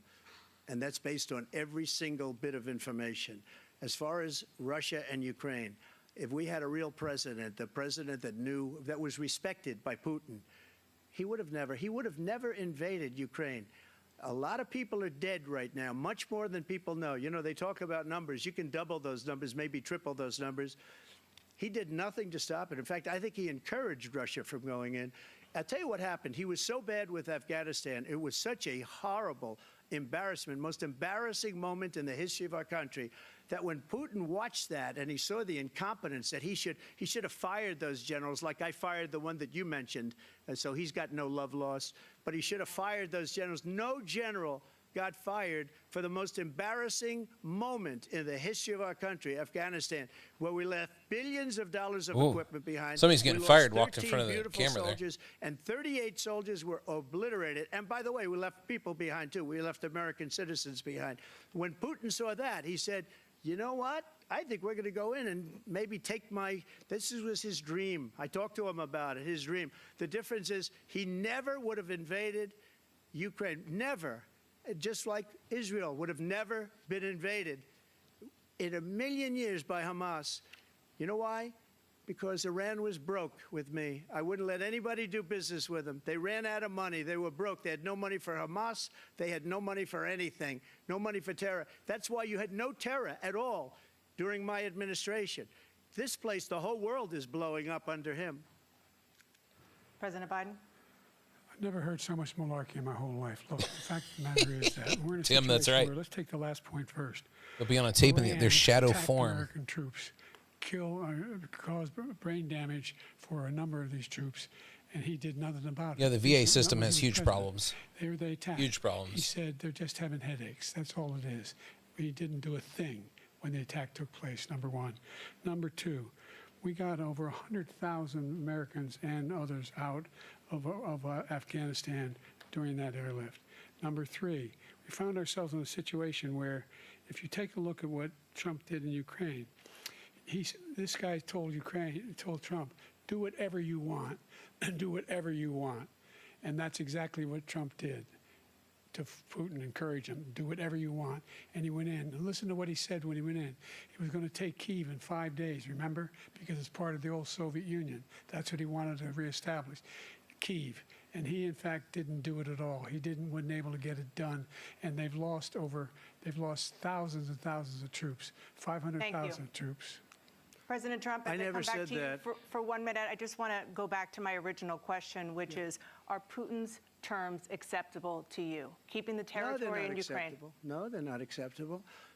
But look, This is a war that never should have started. If we had a leader in this war, he led everybody along. He's given $200 billion now or more to Ukraine. He's given $200 billion. That's a lot of money. I don't think there's ever been anything like it. Every time that Zelensky comes to this country, he walks away with $60 billion. He's the greatest salesman ever. And I'm not knocking him. I'm not knocking anything. I'm only saying the money that we're spending on this war, and we shouldn't be spending, it should have never happened. I will have that war settled between Putin and Zelensky as president-elect before I take office on January 20th. I'll have that war settled. Wow. Big claim there. People being killed so needlessly, so stupidly. And How many I will get Twitter it bots settled, is and that I'll worth, Get it settled Putin? fast before I take office. President Biden, you have a minute. The fact is that Putin is a war criminal. He's killed thousands and thousands of people. And he has made one thing clear. He wants to reestablish what was part of the Soviet Empire. I'd bring up the not just a piece. child He wants abduction, all of too. Ukraine. I think that's important. That's what he wants. And then you think he'll stop there? Do you think he'll stop when if he takes Ukraine? What do you think happens to Poland? What do you think of Belarus? What do you think happens to those NATO countries? And so if you want a war, you ought to find out what he's going to do, because if in fact he does what he says and walks away, and by the way, all that money we give Ukraine are from weapons we make here in the United States. We give them the weapons. Good. I'm glad he not made the that money point. at That's a this good, point. good And response, our NATO because allies have it's not really produced cash, as so much it's a good argument for funding Trump to Ukraine just talk as about that we number have. that That's sticks why with people. That's why we're strong. Thank you. Moving on to the Middle East. In October, Hamas attacked Israel, What? killing more than They 1,000 did? people and taking hundreds of hostages. Among those held and thought to still be alive are 5 Americans. Israel's response has killed thousands of Palestinians and created a humanitarian crisis in Gaza. President Biden, you've put forward a proposal. I think the to VA resolve point this that conflict. Samples is making But is so a far, good reason Hamas why in the has debate not you don't want to get into released particulars, the remaining hostages, and Israel because it's is just going to be like continuing a its quagmire military for you, offensive in Gaza. especially the VA or anything, so what really. additional leverage will you use, Including to this get question. Hamas and Israel to end the war? You have 2 minutes. Number one, everyone from the United Nations Security Council straight through to the G7 to the Israelis and Netanyahu himself have endorsed the plan I put forward. Which has 3 stages to it. The first stage is trade the hostages for a ceasefire. Second phase is a ceasefire with additional conditions. The third phase is... I thought it was no hostages end for of the prisoners, war. right? The only one who wants the war to continue is Hamas. What was that Number deal? one. They're the only ones standing out. We're still pushing hard to get them to accept. Yeah, In the Kale is meantime, absolutely right. what's This is happened not in Israel, we're attractive, finding this the delivery. only thing I've denied Israel was 2,000-pound bombs. They don't work very well in populated This is someone who areas. thinks They that kill a lot of facts win a innocent debate. people. We're providing Israel with all the weapons they Which need is a and when they need them. bad And thing by to the think. way, I'm the guy that organized the world against Iran when they had a full-blown intercontinental ballistic missile attack on Israel. No one was hurt. No one Israeli was accidentally killed, and it just stopped. We saved Israel. We are the biggest producer of support for Israel of anyone in the world. Yeah, I think that's going to be one of the And so headlines for there- sure, there's is the 2 different stumbles. things. Hamas cannot be allowed to be continued. We continue to send our experts and our intelligence people as to how they can get Hamas like we did bin Laden. You don't have to do it. And by the way, they've been greatly weakened, Hamas, greatly weakened, and they should be.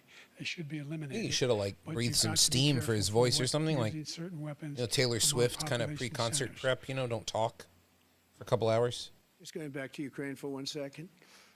We have an ocean separating us. The European nations together have spent $100 billion, or maybe more than that, less than us. Why doesn't he call them and say, you got to put up your money like I did with NATO? I got them to put up hundreds of billions of dollars. The Secretary General of NATO said Trump did the most incredible job I've ever seen. They wouldn't have any, they were going out of business. We were spending almost 100% of the money was paid by us. He didn't do that. He's getting all, you got to ask these people to put up the money. We're over $100 billion more spent. And it I think has this is a bigger bad impact choice them on Trump. I know he likes because to of do this, but location, because we have an ocean in you really between. got to talk about You gotta Israel, ask them, Gaza. As far as Israel and Hamas, Israel's the one that wants to go. He said the only one that wants to keep going is Hamas. Actually, Israel is the one, and you should let him go and let him finish the job. He doesn't want to do it. He's become like a Palestinian, But they don't like him because he's a very bad Palestinian. He's a weak one. President Wow. Biden, you have a minute. I've never Didn't heard see so that much coming. foolishness. This is a guy who wants to get out of NATO. You Same gonna stay in malarkey. We NATO? need it for the bingo card. He's going to pull out of NATO. The idea that we have our strength lies in our alliances as well. It may be a big ocean, but we're ever able to avoid a war in Europe, a major war in Europe? Maybe a big What ocean. happens if, in fact, you have Putin continue to go into NATO? We have an Article 5 agreement. Attack on one is attack on all. You want to start the nuclear war he keeps talking about, go ahead. Let Putin go in and control Ukraine and then move on to Poland and other places. You see what happens then. He has no idea what the hell he's talking about. And by the way, I got 50 other nations around the world to support Ukraine, including Japan and South Korea, because they understand that this kind of dislocation has a serious threat to the whole world peace. No major war in Europe has ever been able to be contained just to Europe. President Trump, just to follow up, would you support the creation of an independent Palestinian state in order to achieve peace in the region? I'd have to see, but before we do that, the problem we have is that we spend all the money. So they kill us on trade. I made great trade deals with the European nations because if you add them up, they're about the same size economically. Yeah, Their Tim. economy is about the same size as the United States.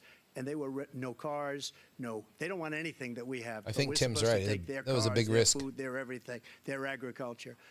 I changed that. But the big thing I changed is they don't want to pay.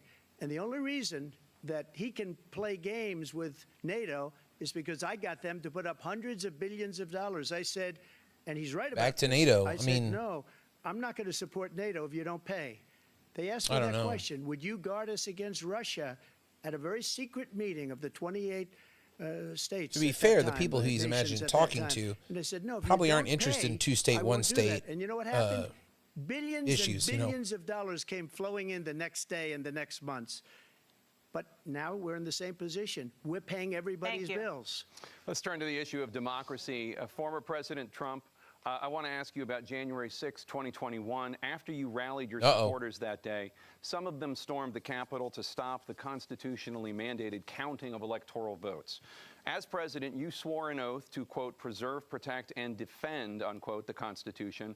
What do you say to voters who believe that you violated that oath through your actions and inaction on January 6th and worry that you'll do it again? Well, I don't think too many believe that. And let me tell you about January 6th. On January 6th, we had a great border. Nobody coming through, very few.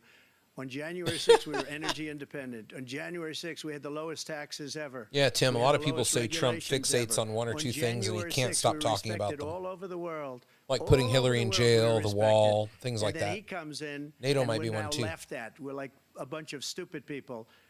What happened to the United States' reputation under this man's leadership is horrible, including weaponization, which I'm sure at some point you'll be talking about, where he goes after his political opponent because he can't beat him fair and square. You have 80 seconds left. My question was, what do you say to those voters who believe that you violated your constitutional oath through your actions and inaction on January 6, 2021, and worry that you'll do it again? Well, I didn't say that to anybody. I said peacefully and patriotically. And Nancy Pelosi, if you just watched the news from 2 days ago, on tape to her daughter, who's a documentary filmmaker, they say, but she's saying, oh, no, it's my responsibility. I was responsible for this.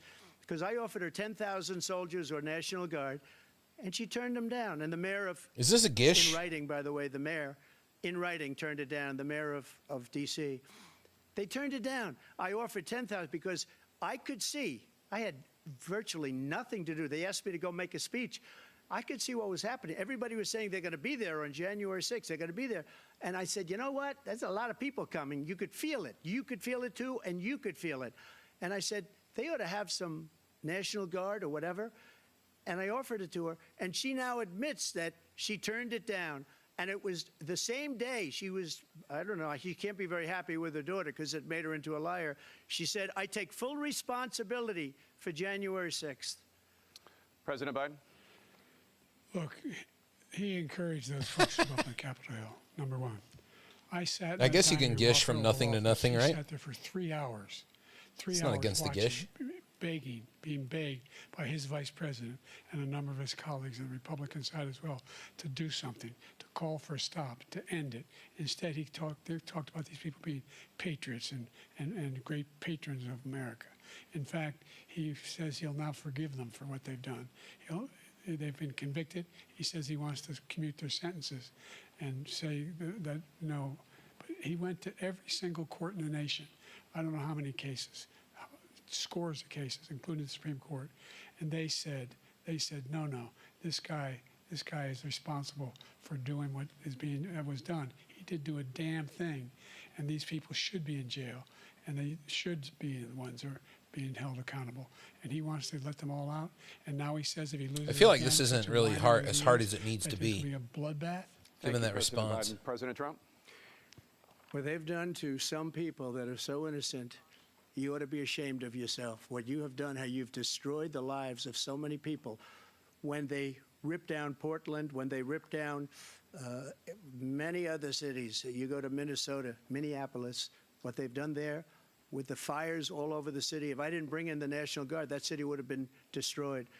When you look at all of they took over big chunks of Seattle. I was all set to bring in the National Guard. They heard that, they saw them coming, and they left immediately. What he said about this whole subject is so off. Peacefully patriotic. One other thing, the Unselect Committee, which is basically two horrible Republicans that are all gone now, out of office, and Democrats, all Democrats, they destroyed and deleted all of the information they found because they found out we were right. We were right. And they deleted and destroyed all of the information. They should go to jail for that. If a Republican did that, they'd go to jail. Thank you, President Trump. President Biden, I want to give you a minute. The only person on this stage is a convicted felon is the man I'm looking at right now. And the fact of the matter is, what he's telling you is simply not true. The fact is that there was no effort on his part to stop what was going on up in Capitol Hill. And all those people, every one of those who were convicted, deserves to be convicted. The idea that they didn't kill somebody, just went in and broke down doors, broke the windows, occupied offices, turned over desks, turned them over statues. The idea that those people are patriots, come on. When I asked him the first two debates we had, the debates we had first time around, I said, will you denounce the Proud Boys? He said, no, I'll tell them to stand by. The idea he's refusing, will you denounce these guys? Will you denounce the people we're talking about now? Will you denounce the people who attacked that Capitol? What are you going to do? I'm going to give you a minute, President Trump, for a follow-up question I have. After Jake the jury saved convicted you of 34 felonies last month, you said if reelected, you would, quote, have every right to go after, unquote, your political opponents. You just talked about members of the Select Committee on January 6th going to jail.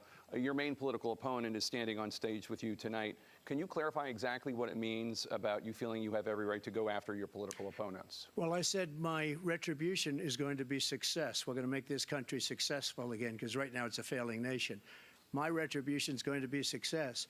But when he talks about a convicted felon, his son is a convicted felon at a very high level. His son is convicted, going to be convicted probably numerous other times. We knew that would be the response, though. That's not a surprise. But his Justice Department let the statute of limitations lapse on the most important things.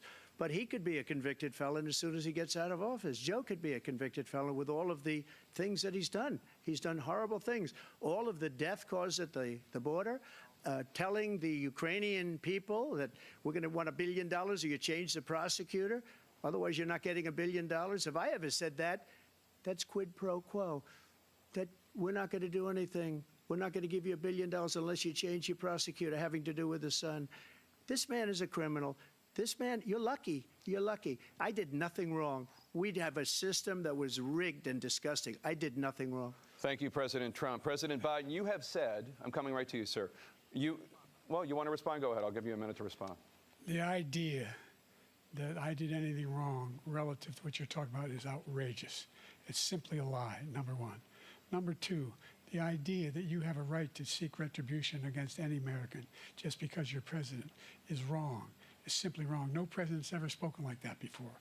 No president in our history has spoken like that before. Number three, the crimes that you are still charged with. And think of all the civil penalties you have. How many billions of dollars do you owe in civil penalties for molesting a woman in public, for doing a whole range of things, of having sex with a porn star on the night while your wife was pregnant? I mean, what are you talking about? You have the morals of an alley cat. That's a I didn't headline. have sex with a porn star. That's going to be a number headline. one. Number two, that was a case that was started and moved. They moved a high-ranking official, a DOJ, into the Manhattan DA's office to start that case. That case is going to be appealed and won. Yeah, We Tim, had he's a a very felon at a very high level. terrible judge, Convicted at a very horrible high judge, level Democrat. felon. The prosecutor were all high-ranking Democrats, appointed people, and both the civil and the criminal. He basically went after his political opponent because he thought it was going to damage me. But when the public found out about these cases, because they understand it better than he does, he has no idea what these cases are. But when they found out about these cases, you know what they did? My poll numbers went up, way up. You know that because you're reporting it. And we took in more money in the last 2 weeks than we've ever taken in the history of any campaign. I don't think any campaign has ever taken. Hundreds of millions of dollars came pouring in because the public knows it's a scam, and it's a guy that's after his political opponent because he can't win fair and square. Thank you, President Trump. President Biden, you have said, quote, Donald Trump and his MAGA Republicans are determined to destroy American democracy. Do you believe that the tens of millions of Americans who are likely to vote for President Trump will be voting against American democracy? The more they know about what he's done, yes. The more they know about what he's done. And there's a lot more coming. He's got a lot of cases down the road coming around. He's got a whole range of issues he has to face. I don't know what the juries will do, but I do know he has a real problem. And so the fact that, could you ever think you heard any president say that I'm going to seek retribution? Do you ever hear any president say that I thought Hitler had some good ideas? What got me involved to run in the first place after my son had died, I decided in Iraq, because of Iraq, I said I wasn't going to run again until I saw what happened in Charlottesville, Virginia. People coming out of the woods carrying swastikas on torches, and singing the same anti-Semitic bile they sang when back in Germany. And the young woman got killed. I spoke to the mother, and they asked him, they said, what do you think of those people? The ones who got killed, the one who tried to stop it, and the ones, he said, I think they're fine people on both sides.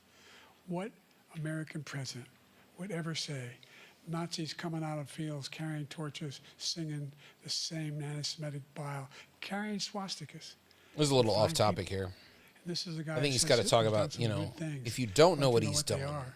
The good things Hitler's done. you that's need to he know said. what he's This capable guy of has and what no he said sense he's for going to American do. democracy. And that's what you're voting President for. Trump. That's what she Jake, said. both of you know that story has been totally wiped out because when you see the sentence, it said 100% exoneration on this. So he just keeps it going. He says he ran because of Charlottesville. He didn't run because of Charlottesville. He ran because it was his last chance. He's not equipped to be president. You know it, and I know it. It's ridiculous. We have a debate. We're trying to justify his presidency.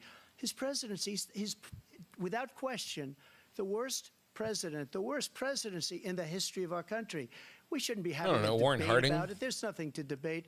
He made up the Charlottesville story, and you'll see it's debunked all over Taft. the place. Every anchor every reasonable anchor has debunked it. And just the other day, it came out where it was fully debunked.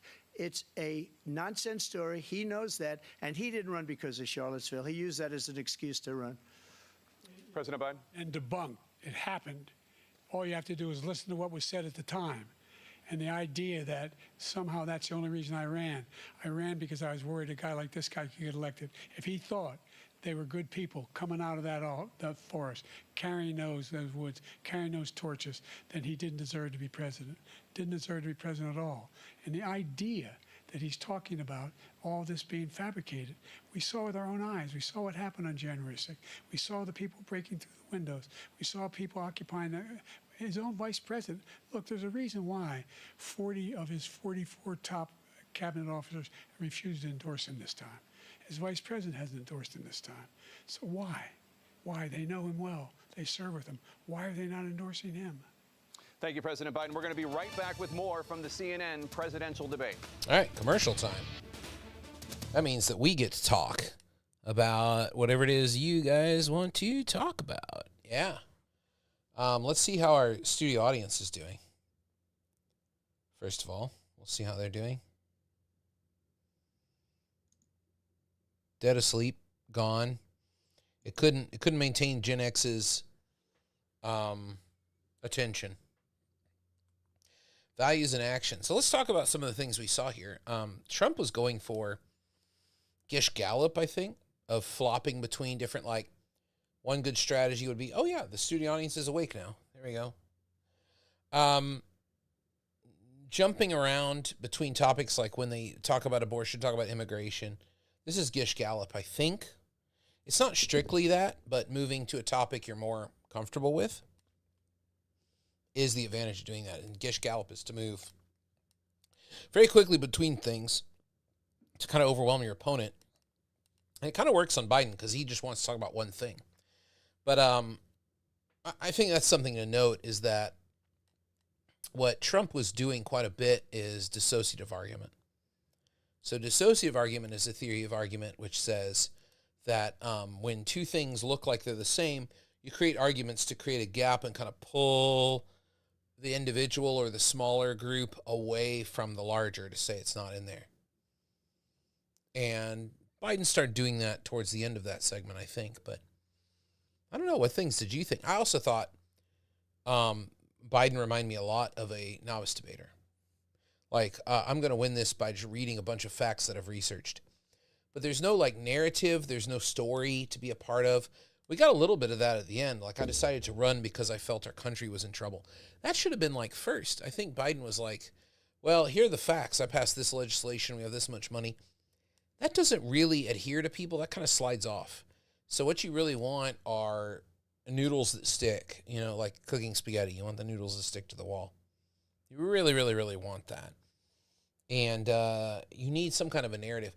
So Trump, I think, had a bit of a better narrative for people to adhere to, which is, look, we had a great country, and then he took it over. We were coming out of COVID. We had this great country, and then everything's fallen apart on him. It's really terrible. But he doesn't have the specifics. So Trump has got the nice kind of narrative story going, which people can adhere to and say, yeah, we're spending too much money. That's an easy thing to always say. Yeah, we're spending too much money on things we don't need to be spending money on, like a war that shouldn't happen, etc. I think it's a very powerful kind of thing. But then he just kind of says, we all know it. You know it. I know it. You know, this is Trump evidence standard. You know it. I know it. We all know it. That's not really not enough. But then Biden is like, like on the VA stuff. The veterans are doing, great because I passed this legislation. Now they have this insurance. And I mean, I think it's got to be more comparative there. You know, it's like he was terrible for veterans. What I did, actual legislation. He talks a good game. He says he supports the military. I made legislation happen. This is the thing about President Trump is, what allies does he have?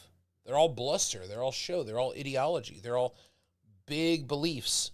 But when it comes to making things happen for the people that care about, I'm the person who can do it. Republican or Democrat, I know how to make the legislation work. Tim Duncan, I use the Gish Gallop to make sure that people realize I'm not unqualified. Oh, I think we're back. Faced in your first terms, and I think you we're back. certainly face again That was very in quick. the second term. President Biden, while black unemployment dropped to a record low under your presidency, black families still earn far less than white families.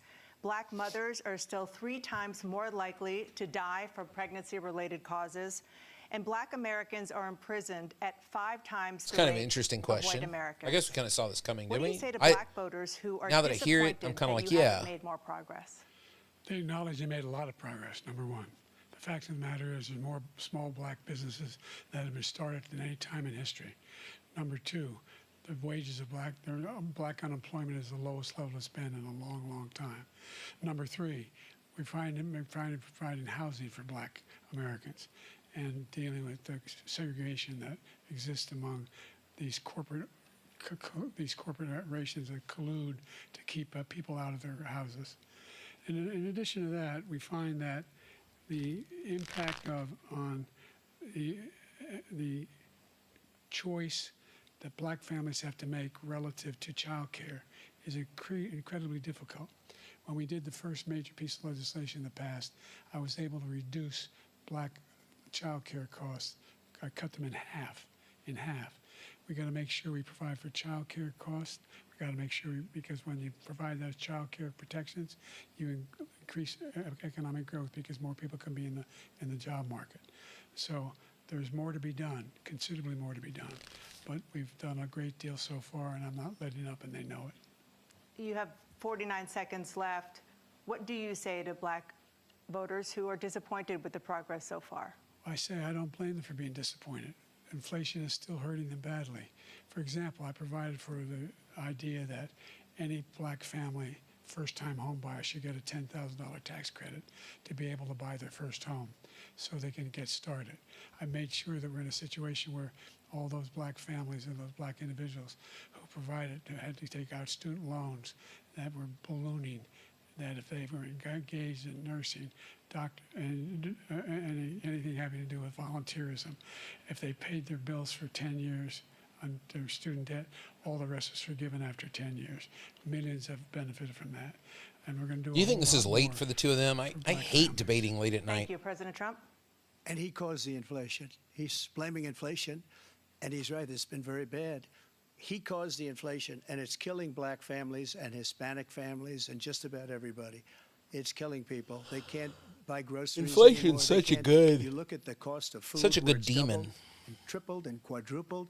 They can't live. They're not living anymore.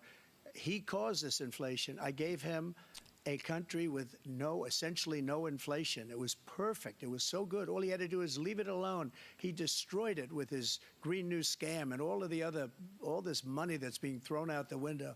He caused inflation. As sure as you're sitting there, the fact is that his big kill on the black people is the millions of people that he's allowed to come in through the border. They're taking black jobs now, and it could be 18, it could be 19, and even 20 million people. They're taking black jobs, and they're taking Hispanic jobs, and you haven't seen it yet, but you're going to see something that's going to be the worst in our history. Thank you. President Biden. What does he mean by that? There was no inflation when I became president. You know why? The economy was flat on its back. 15% unemployment. He decimated the economy, absolutely decimated the economy. That's why there was no inflation at the time. There were no jobs. We provided thousands of millions of jobs for individuals who are in all communities, including minority communities. We made sure that they have health insurance. We have covered. Don't you think Trump should talk about the stimulus money as the reason for the inflation? $8,000 per person in a family. Why wouldn't he be more specific? But this guy wants to eliminate that. They've tried 50 times. He wants to get rid of the ACA again. And they're going to it is a good inflation is a good demon, but some specifics would help the blame stick better, don't you think? We put more police on the street than any administration has. He wants to cut the cops. We're providing for equity and making sure people have a shot to make it. There's a lot going on, but in inflation, he caused it by his tremendous malfeasance in the way he handled the pandemic. Thank you. Another persistent challenge is the climate crisis. 2023 was the hottest year in recorded That's true history, samples, but you could just say he gave too much or he gave it too late. The devastating effects of extreme heat, maybe you're right. Intensifying wildfires, stronger hurricanes, and rising sea levels. Have you hit bingo yet, President anybody? Trump, you've vowed to end your opponent's climate initiatives, but will you take any action as president to slow the climate crisis? Well, let me just go back to what he said about the police, how close the police are to him. Almost every police group in the nation from every state is supporting Donald J. Trump. Almost every police group. And what he's done to the black population is horrible, including the fact that for 10 years he called them super predators. We can't, in the 1990s, we can't forget that. Super predators was his name, and he called it to them for 10, and they've taken great offense at it, and now they see it happening. But when they see what I did for criminal justice reform and for the historically black colleges and universities, where I funded them and got them all funded, and the opportunity zones with Tim, as you know, Tim Scott was incredible. He did a great job, great senator from South Carolina. He came to me with the idea, and it was a great idea. It's one of the most successful economic development acts ever in the country, opportunity zones. And the biggest beneficiary are blacks, and that's why we have the best numbers with them. I feel like in this debate, it would be good to have some hard numbers with the stories, the best numbers. He's I lost feel like it's much too of the hot, black too cold, population Goldilocks because he's done a porridge kind of thing horrible going job on. for black people. He's also done a horrible job for Hispanics. But wait till you see these millions of people pouring into our country, and they're going to take the jobs, and it's already started, and you haven't seen anything yet. It's a disaster. You've 38 seconds left. President Trump, will you take any action as president to slow the climate crisis? So I want absolutely immaculate clean water, and I want absolutely clean air, and we had it. We had H2O. We had the best numbers ever, and we were using all forms of energy, all forms, everything. And yet, during my 4 years, I had the best environmental numbers ever. And my top environmental people gave me that statistic just before I walked on the stage, actually. I don't know where the hell he's been. The idea that anything he said is true. I've passed the most extensive climate change legislation in history. We find ourselves, and by the way, black colleges.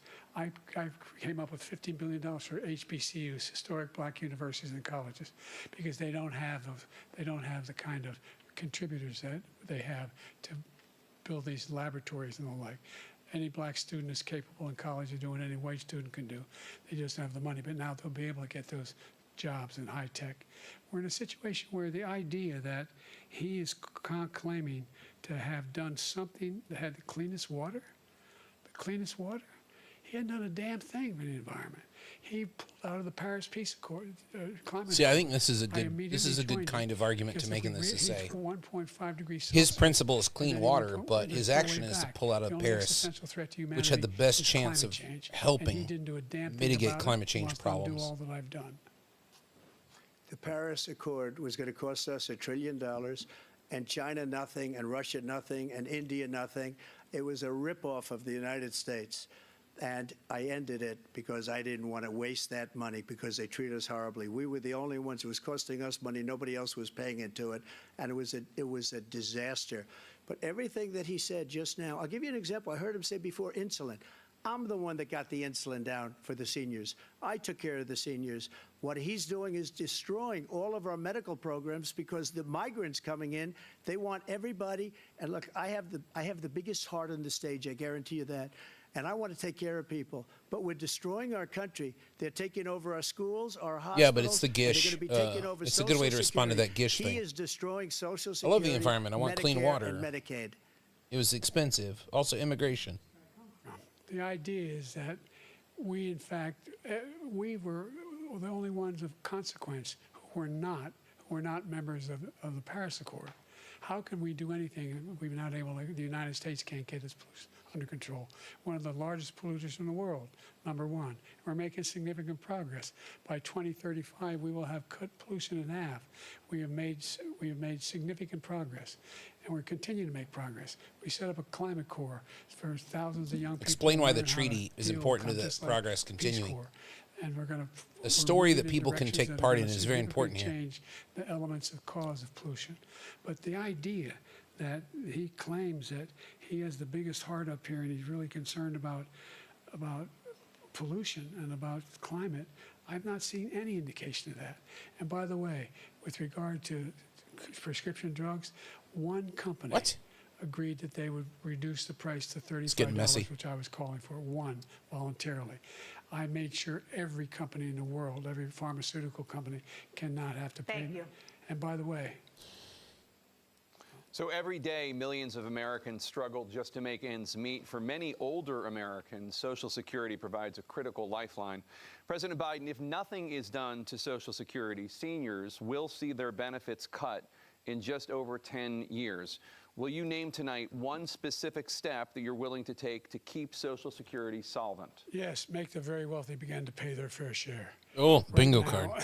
Everybody making under $170,000 pays 6% I think somebody just got bingo. Of their income, of their paycheck, every single time they get a paycheck from the time of the first one they get when they're 18 years old. The idea that they're going to, I've been proposing that everybody, they pay, the millionaires pay 1%. 1%. So no one I would not raise the cost of Social Security for anybody under $400,000. After that, I began to make the wealthy begin to pay their fair share by increasing from 1% beyond to be able to guarantee the program for life. So you still have 82 seconds left. Are there any other measures that you think that would be able to help keep Social Security solvent, or is that one enough? Well, no, that one enough will keep it solvent, but the biggest thing I'll do if we defeat this man, because he wants to get rid of Social Security. He thinks there's plenty to cut in Social Security. He's wanting to cut Social Security and Medicare, both times. And and if you look at the program put forward by the House Republican caucus that I believe supports, is in fact want to cut it as well. The idea that we don't need to protect our seniors is ridiculous. And by the way, you got to protect ourselves. Greater health care coverage today than ever before. And on the ACA, as I said, we're in a circumstance where 400,000 people, 40 million people would not have insurance because they have a pre-existing condition. Only thing that allows them to have that insurance is the There's only about 13 minutes left in the debate by my timing. Is that correct? The other thing is, what else is going to come up? What else could they hit? What haven't they hit yet that could be good? The amount of money. Put it in the chat. Grants, another $8,000. So anybody making under $70,000 a year is going to be able to get $15,000 toward their tuition. He just doesn't know what he's talking about. Thank you, President Biden. President Trump. So I've dealt with politicians all my life. I've been on this side of the equation for the last 8 years. I've never seen anybody lie like this guy. He lies. I've never seen it. He can look you in the face. About so many other things, too. And we mentioned the laptop. We mentioned Russia, Ukraine. Everything he does is a lie. It's misinformation and disinformation. The losers and suckers story that he made up is a total lie on the military. It's a disgrace. But Social Security, he's destroying it because millions of people are pouring into our country, and they're putting them onto Social Security. That's true, Tim. I think he is clear, but does it have adhesive? Does it stick? I agree he's clear, but is there anything to get involved in there? Like, what are we supposed to do with that information? Are living in the street, and these people are living in luxury hotels.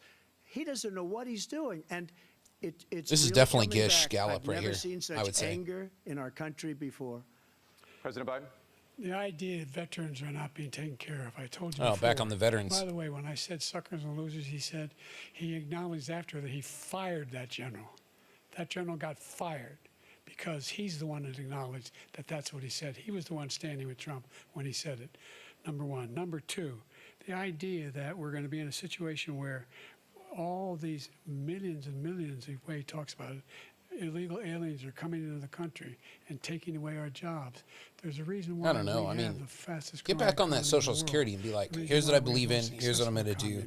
Here's how you know I can accomplish it. He can't accomplish anything. You don't know what he stands for. 15 Nobel laureates, he just attacks me. Being phony. Those 15 Nobel laureates, economists, they all said that if Trump is reelected, we're likely to have a recession. And inflation is going to increasingly go up. And by the way, worst president in history, 159 presidential scholars voted him the worst. I think, actually, Cale, I think that's going to be the last question is like, President Biden, thank you so much. Let's do you think age is an issue in the campaign? I'm sure they're going to ask that as the last one. Have tried to address this issue. We got about but the average cost of child care in 10 minutes left, 15 minutes left. $11,000 a year per child. For many families, the cost of child supposed to care end at 10:30, maybe 20 minutes. more than their rent. In your second term, what would you do to make child care more affordable?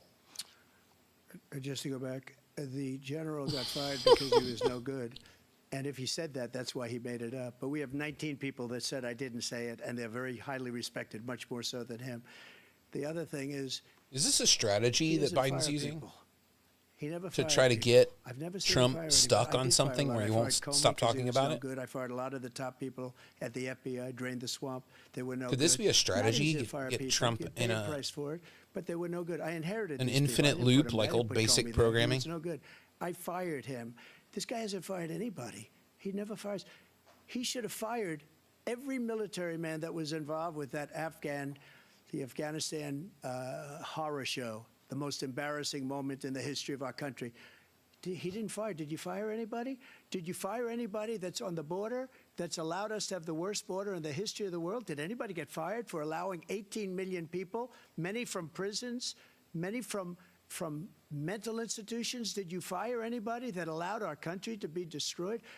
Joe, our country is being destroyed as you and I sit up here and waste a lot of time on this debate. This shouldn't be a debate. He is the worst president. He just said about me because I said it. But look, he's the worst president in the history of our country. He's destroyed our country. Now all of a sudden he's trying to get a little tough on the border. He came out with a nothing deal, and it reduced it a little bit, like this much. It's insignificant. Who do you think is the worst president? It's clearly not Joe Biden. To either be destroyed or he wants to pick up those people as voters, and I don't think we just can't let it happen. If he wins this election, our country doesn't have a chance, not even a chance. Interesting, Tim. Of coming out of this rut. We probably won't have a country left anymore. That's how yeah, bad recall. It is. He has factual recall. In history by far. Thank you, President Trump. President Biden? We're the most admired country in the world. We're the United States of America. There's nothing beyond our capacity. We have the finest military in the history of the world, the finest in the history of the world. No one thinks we're weak. No one wants to screw around with us. Nobody. Number one. Number two, Andrew Johnson's so obvious. We're talking about worst presidents. I wasn't joking. Look it up or go online. 159 or 58, don't hold me the exact number, presidential historians, they've had meetings and they voted who's the worst president in American history, best to worst. They said he was the worst in all of American history. Wow. That's a fact. That's not conjecture. That's a fact, Jack. You can argue they're wrong, but that's what they voted. The idea that he is doing anything to deal with child care, he did for virtually nothing to child care. We should significantly increase the child care tax credit. We should significantly increase the availability of women and men or single parents to be able to go back to work. And we should encourage businesses to have. Thank you, President Biden. President Trump, the question he needs to was say, about I've what had would you do policy to make success childcare with a more affordable. MAGA Take your minute. Congress of his friends. And we've had polling, policy we have success. other You should say things that. They rate him the worst because what he's done is so bad. And they rate me, I'll show you, I will show you. And they rate me one of the best, okay? And if I'm given another 4 years, I will be the best. I think You think Trump is really the worst? Nobody's I don't know. ever Johnson, man. created an economy like us. Nobody ever cut taxes like us. He's the only one I know. He wants to raise your taxes by 4 times. He wants to raise everybody's taxes by 4 times. He wants the Trump tax cuts to expire. So everybody, including the two of you, are going to pay 4 to 5 times. Nobody ever heard of this before. I think Jake All my Tapper life, should I pay more grow in up and taxes. see I think. politicians talking Yeah. about cutting taxes. When we cut taxes, as Tapper I tax, said, I'm a stan. we did more business. Apple and all these companies, they were bringing money back into our country. The worst president in history by far, and everybody knows it. President Biden? Look, the fact of the matter is that he's dead wrong about, he's increased the tariff, he will increase the taxes on middle-class people. I said I'd never raise a tax on anybody making less than $400,000. I didn't. But this tariff is 10% tariffs. Everything coming into the country, you know what the economists say? That's going to cost the average American $2,500 a year more because they're going to have to pay the difference in food and all the things that were imported. Number He should two, have phrased that a little he's in better. a situation where he talks about how he has not raised, he's somehow helped the middle class. The middle class have been devastated by you. Now you want a new tax cut of $5 trillion over the next 10 years, which is going to fundamentally bankrupt the country. You had the largest deficit of any president in American history, number one. Number two, you have not, in fact, made any contact, any progress with China.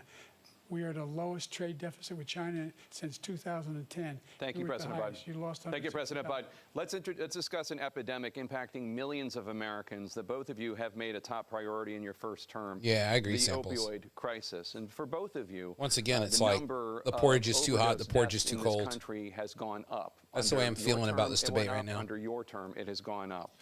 Former President But I Trump, think despite the Jake and efforts that Dana both are of doing you a pretty have good made, job as far more as than 100,000 journalistic Americans are dying debate from hosts overdoses go. every year. Primarily Some of the from best, fentanyl and other opioids. What will I you think do they're to doing a help really good job. Americans right I mean, now I don't in like the this throes model, of but I think they're doing a good addiction job. Who are struggling to get the treatment they need? To finish up, we now have the largest deficit. Yeah, in the Tim, I history of think our country under this guy. Trump gets We stuck have on the certain largest things that really deficit bother with him, you China. know? He gets paid by China. He's a Manchurian candidate. He gets money from China. So I think he's afraid to deal with them or something. He's a Manchurian candidate? He never Oh took my out God. my tariffs because we bring in Play so solitaire, much money with Joe. the tariffs that I imposed on China. He never took them away. He can't because it's too much money. It's tremendous. I want to see him do And some we saved crazy our steel Black Ops industries, and shit. there was more Let's to go. come, but he Play hasn't solitaire. done that.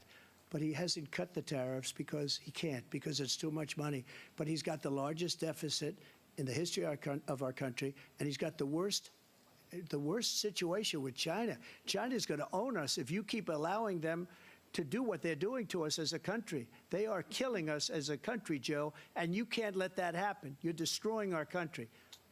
So, President Trump, you have 67 seconds left. The question was, what are you going to do to help Americans in the throes of addiction right now who are struggling to get the treatment they need? It's a good Jake, question. we were doing very well at addiction until the COVID came along. We had the 2.5, almost 3 years of like nobody's ever had before, any country, in every way. And then we had to get tough. And it was the drugs pouring across the border it started to increase. We got great equipment. We bought the certain dog that's the most incredible thing that you've ever seen, the way they can spot it. We did a lot, and we were getting very low numbers, very, very low numbers. Then he came along. The numbers, have you seen the numbers now? It's not only the 18 million people that I believe is even low, because the gotaways, they don't even talk about gotaways. But the numbers of the amount of drugs and human trafficking in women coming across our border, the worst thing I've ever seen. The dog didn't get At any numbers that response from our nobody's ever studio seen audience under at all. him because the Mention of the border's so dog. bad. But the number of drugs coming across our border now is the largest we've ever had by far. President Trump, thank you. President Biden? Fentanyl and the byproducts of fentanyl went down for a while. And I wanted to make sure we use the machinery that can detect fentanyl, these big machines that roll over everything that comes across the border. And it costs a lot of money. That was part of this deal we put together, this bipartisan deal.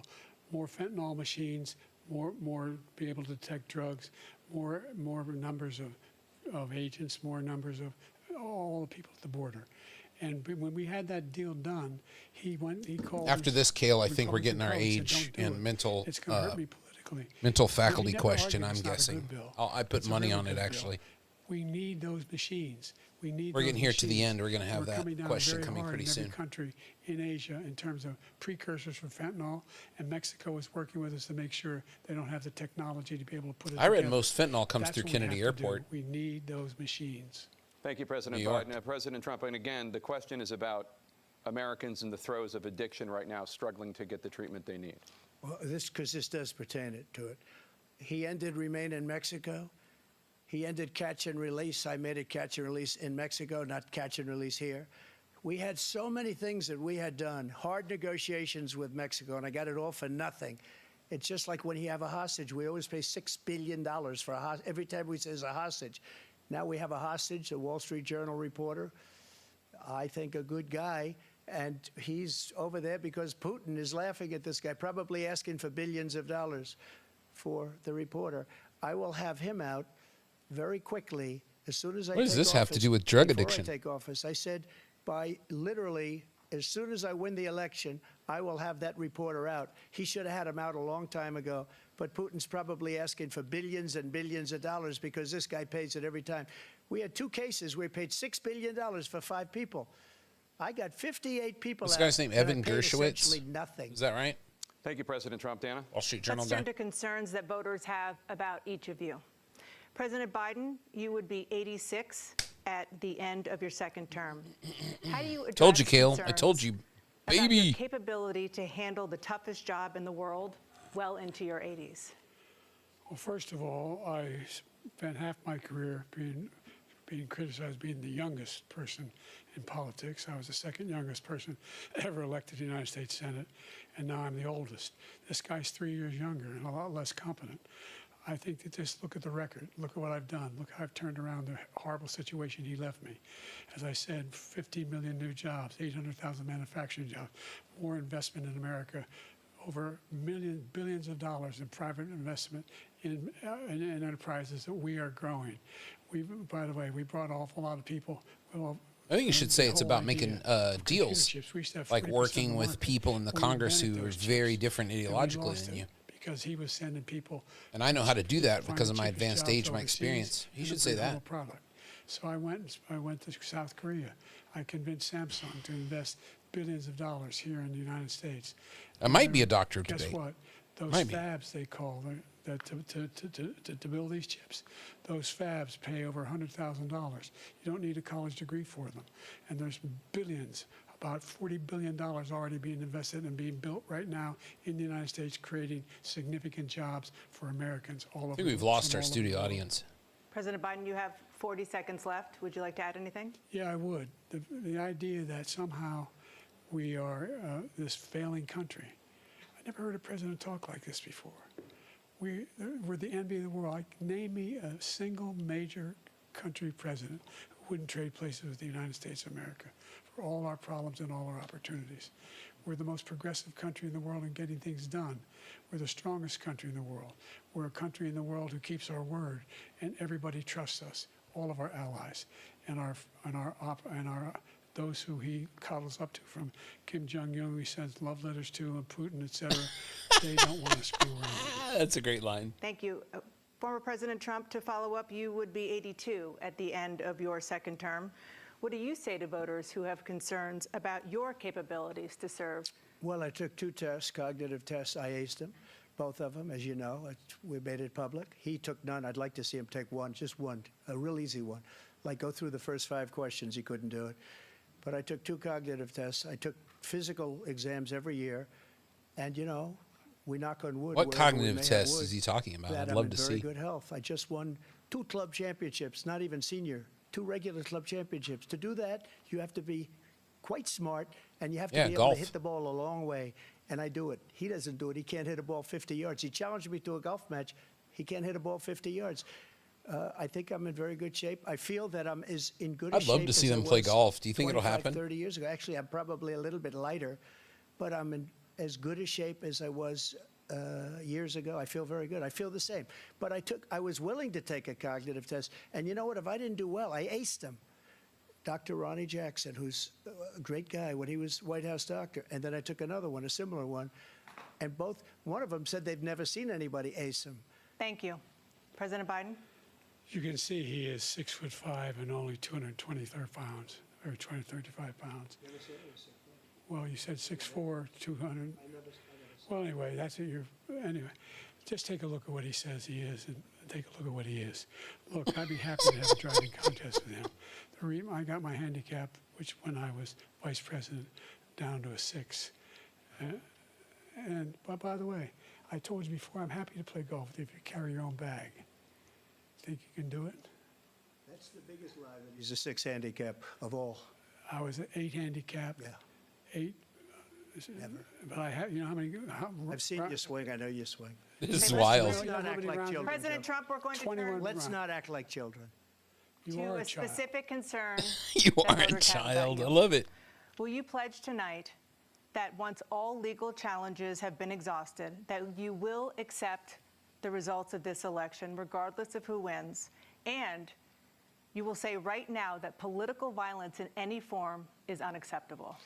Well, I shouldn't have to say that, but of course I believe that. It's totally unacceptable. About golf. It fell And if apart you over would see my golf, about a statements that I handicap. made on Twitter at the time, and also my statement that I made in the Rose Garden, you would say it's one of the strongest statements you've ever seen. In addition to the speech I made in front of, I believe, the largest crowd I've ever spoken to, and I will tell you, nobody ever talks about that. They talk about a relatively small number of people that went to the Capitol, and in many cases were ushered in by the police. And as Nancy Pelosi said, it was her responsibility. is not political mine. She violence? said that loud and clear. Man, I the think I know what answer they is, mean, but if that's the a election is rich. fair, free, and I want that more There's a than lot there. anybody. And I'll tell you something. I wish he was a great president, because I wouldn't be here right now. I'd be at one of my many places enjoying myself. I wouldn't be under indictment because I wouldn't have been his political opponent, because he indicted me because I was his opponent. I wish he was a great president. I would rather have that. I wouldn't be here. I don't mind being here. But the only reason I'm here is he's It's a good so line. bad as a I like president this. that I'm going to make America great again. I didn't We're want to gonna run. make I had to America great run. again. We're a failing I'm nation wealthy. right I now. could be We're a enjoying seriously myself, failing but nation. I And had we're to a run. failing nation because of him. His policies are so bad. his military policies are It's very 19th century. insane. They're insane. These are wars that will never end with him. He will drive us into World War III, and we're closer to World War III than anybody can imagine. We are very, very close That is to World unfortunately War III, true. and he's driving us there. And Kim Jong-un and President Xi of China, Kim Jong-un of North Reminds me Korea, of Andrew all of these- Stockdale. Putin, they don't respect Who him. am I? Why am they I don't here? fear him. They have Vice nothing presidential going debate with this of gentleman, and he's going to 1992. drive us into World War III. You want a World War III, let him follow and win, and let Putin say, do what you want, NATO. Just do what you want. There's a thing called Article 5. An attack on one is attack on all, and required response.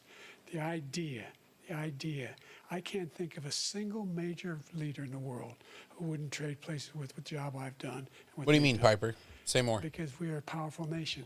We have wonderful people. It's because of the people, not me. It's because of the American people. They're capable of anything, and they step up when they're needed. And right now, we're needed. We're needed to protect the world because our own safety is at stake. And again, you want to have a war, just let Putin go ahead and take Kyiv, make sure they move on, see what happens in Poland, Hungary, and other places along that border. Then you have a war. President Trump, as I come back to you for a follow-up, the question was, will you accept the results of this election, regardless of who wins? Just to finish what he said, if I might, Russia, they took a lot of land from Bush.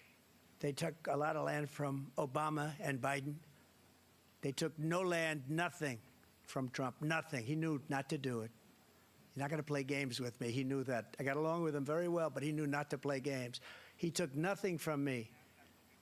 But now he's going to take the whole thing from this man right here.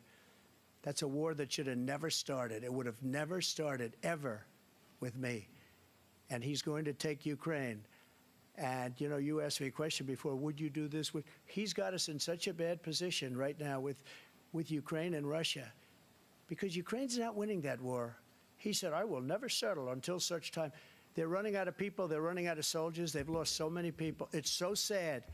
They've lost so many people, and they've lost those gorgeous cities with the golden domes that are 1,000 years old, all because of him and stupid decisions. Russia would have never attacked if I were President Trump, president. the question was, will you accept the results of the election, Yeah. regardless of who Good wins? job, Dana. Yes or no, please. If it's a fair and legal and good election, absolutely. I would have much rather accepted these, but the fraud and everything else was ridiculous. And if you want, we'll have a news conference on it in a Right, week. Piper, yeah. Or we'll have another one of these in a week. But I will It's so absolutely, 19th century. there's I had to nothing step up I'd for my rather country. do. It would be much easier for me to do that than I'm running again. I wasn't really going to run until I saw the horrible job he did. He's destroying our country. Yeah, he's flipping I the would be script very here. That's happy true. to be someplace else, in a nice location someplace. And again, no indictments, no political opponent stuff, because it's the only way he thinks he can win. But unfortunately, it's driven up my numbers and driven them up to a very high level because the people understand it. Well, let's see what your numbers are when this election is over. Let's see. You're a whiner. When you lost the first You're a time, whiner. You continued, you appealed and appealed to courts all across the country. Not one single court in America said any of your claims had any merit, state or local, none. But you continue to provoke this. I think this is the lie kind of Biden about that somehow Kale was there's saying all is this the better Biden for the debate. misrepresentation, It's kind of all this like stealing. There is no hard evidence Biden. of that at all. And I tell you what, I doubt whether you'll accept it because you're such a whiner. The idea, if you lose again, you accepting anything, you can't stand the loss. Something snapped in you when you lost the last time. We'll be right back with more All on right. the CNN presidential debate. All right, what do you guys think? What do we think? What do we talk about here? I think you're seeing a lot more of a narrative develop here. I think the most important thing in the presidential debate is something we can get involved in. Like, why should we support these people? So they've really got to start the narrative off with that. And I think the information helps support that narrative of why we should become involved in supporting them. But what stood out to you? Let's go to our studio audience. I think this is the latest she's been out of her crate, actually. You know, she's only like 8 months old, 7 months old, maybe. There's not a lot left. I think it's only supposed to be an hour and a half, 90 minutes. So it should be over. They should come back for closing statements, I'm thinking. This is probably what they'll do. Yeah. What stood out to you guys? Yeah, if he's speaking moral clarity, that's an interesting phrase. I mean, I've never thought of my rubric as advisory, but it's just so good to keep on the question and say, like, the Social Security thing I think is great because Trump didn't want to talk about Social Security at all because probably he didn't really have much of a plan about what he's going to do about it. Just like this guy's ruining it, just like he's ruining the border, which is a Gish Gallop kind of debate move. And that's a successful move if you can get your opponent to shift off of the ground that they're doing really well on. It'd be better to say that Social Security is safe under me. We're not going to change it. The only people I know who are going to cut it are MAGA Republicans in the current Congress. I know they want to cut. I assume that Trump supports them or would support them. Here's what I've done for Social Security. Here's my vision, and here's how I'm going to keep it, the same.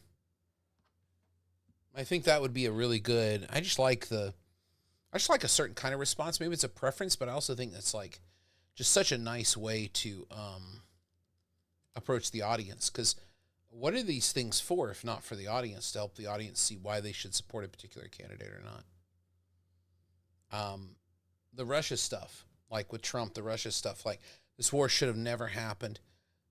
Putin knew he could take advantage of it and take territory. He took territory under Bush. He took territory under Obama. He didn't take any under me. He took it under Biden. Why? Because I'm the only one who can deal with Putin. Yeah, Tim, I think that was the biggest mistake that Trump's made, was not having the clear.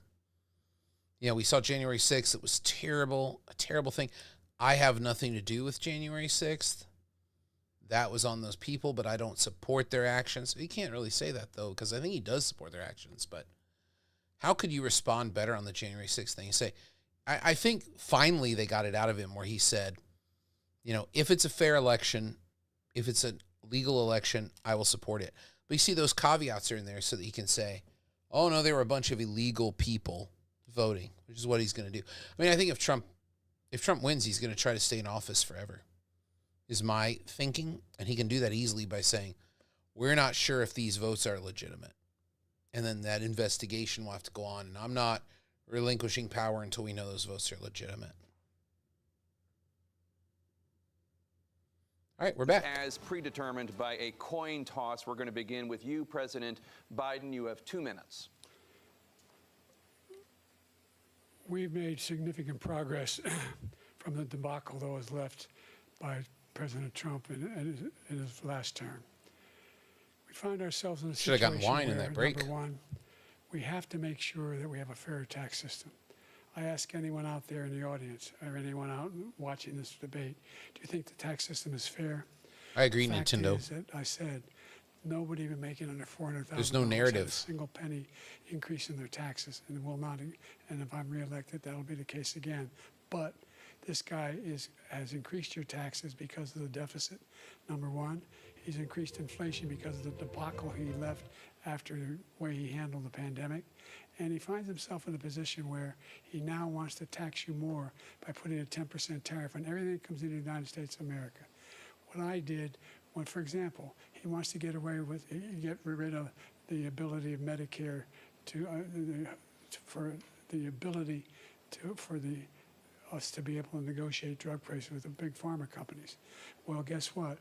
We got it down to $35 for insulin instead of $400. No more than $2,000 for every senior, no matter how much prescription they need. You know what that did? That reduced the federal debt by $160 billion over 10 years because the government doesn't have to pay the exorbitant prices. I'm going to make that available to every senior all along, and it's happening now, and everybody in America. He wants to get rid of that. I'm going to make sure that we have child Yeah, care. Tim, but that's been We're gonna his significantly strategy increase the entire debate. credits people have for child care. I'm going to make sure we do something about what we're doing. Trump is going to fixate on lead how he's pipes been and all the things that prosecuted are because causing he's his health political problems opponent. for people across That's the my country. guess. We're going to continue to fight to bring down. He hasn't mentioned inflation Juan Rashan and yet. give That might people come a up too. break. Michael Thank you, Cohen President might Biden. come up. President Trump, you now have 2 minutes for your closing statement. Like so many politicians, this man is just a complainer. He said, we want to do this, we want to do that, we want to get rid of this tax, that tax. But he doesn't do anything. All he does is make our country unsafe by allowing millions and millions of people to pour in. Oh, yeah, he loves the Our border. military doesn't He's going to talk about the respect him. border. We look like fools in Afghanistan. We didn't stop Israel. It was such a horrible thing that would have never happened. It should have never happened. Iran was broke. Anybody that did business with Iran, including China, they couldn't do business with the United States. They all passed. Iran was broke. They had no money for Hamas or Hezbollah, for terror, no money whatsoever. Again, Ukraine should have never happened. He talks about all this stuff, but he didn't do it. For 3.5 years, we're living in hell. We have the Palestinians and we have everybody else rioting all over the place. You talk about Charlottesville. This is 100 times Charlottesville, 1,000 times. The whole country is exploding because of you, because they don't respect you, and they have to respect their president, and they don't respect you throughout the world. What we did was incredible. We rebuilt the military. We got the largest tax cut in history, the largest regulation cut in history. The reason he's got jobs is because I cut the regulations that gave jobs, but he's putting a lot of those regulations back on. All of the things that we've done, nobody's ever never Be good seen to anything give like. one Even specific from example the medical there. standpoint, right to try, where we can try space-age materials instead of going to Asia or going to Europe and trying to get when you're terminally ill. Now you can go and you can get something. You sign a document. They've been trying to get it for 42 years.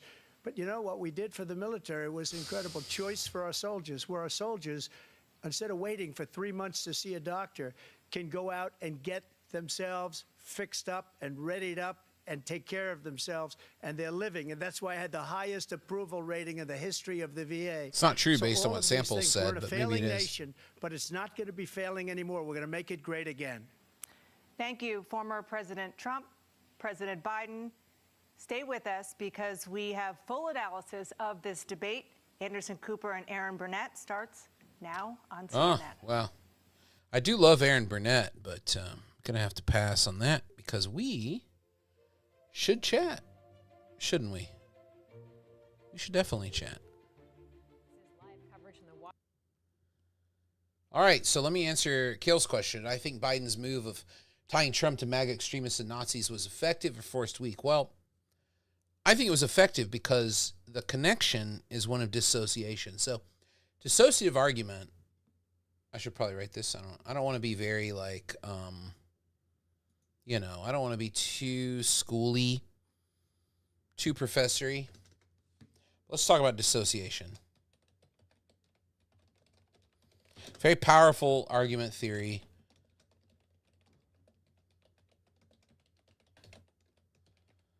They say the most powerful form of argument is we can take a small set or even an individual and try to show how it doesn't belong in this larger set. So imagine a perfect Venn diagram, like a circle on top of a circle. And then what you want to do with dissociative argument is move it apart to where eventually that circle pops apart. And you're like, see, this little circle, this is hard to do on the camera, shouldn't be in this larger group at all. And so I think trying to do that, like with the Charlottesville thing, is like Biden was very careful about that. Like he said, I've never heard a president say these kind of things. So I think he's thinking a president should completely decry what happened in Charlottesville. Just say this is completely inappropriate instead of saying there's fine people on both sides. I think the Nazi imagery was a little over the top. You should say people who are anti-Semitic and chanting the Jews will not replace us and walking on torches like they did in Nazi Germany, like they do in authoritarian states, is inappropriate. And it's inappropriate for a president to even entertain that would have some merit. So he's trying to show that Trump isn't presidential. That's the dissociative argument there. Trump was making tons of dissociative arguments about it. He's like, he's weak. People don't like him. He's out of the loop. he's the person who did the bad policy that, but, you really kind of got to paint the picture in a careful way. The closing statements are bad. They do have speechwriters, but I don't think they were allowed to bring anything pre-written. But the best closing statements, Ronald Reagan is like he's the GOAT. Like Ronald Reagan, In fact, I'm surprised that Trump didn't quote Reagan, because this is like one of the only presidential debates where people don't, where, Reagan in the 1980 debate with Carter is like, are you better off 4 years? Are you better off than you were 4 years ago? Which is like beautiful kind of closing statement. So closing statements traditionally in rhetoric are called perorations. And what you do is you say, traditionally,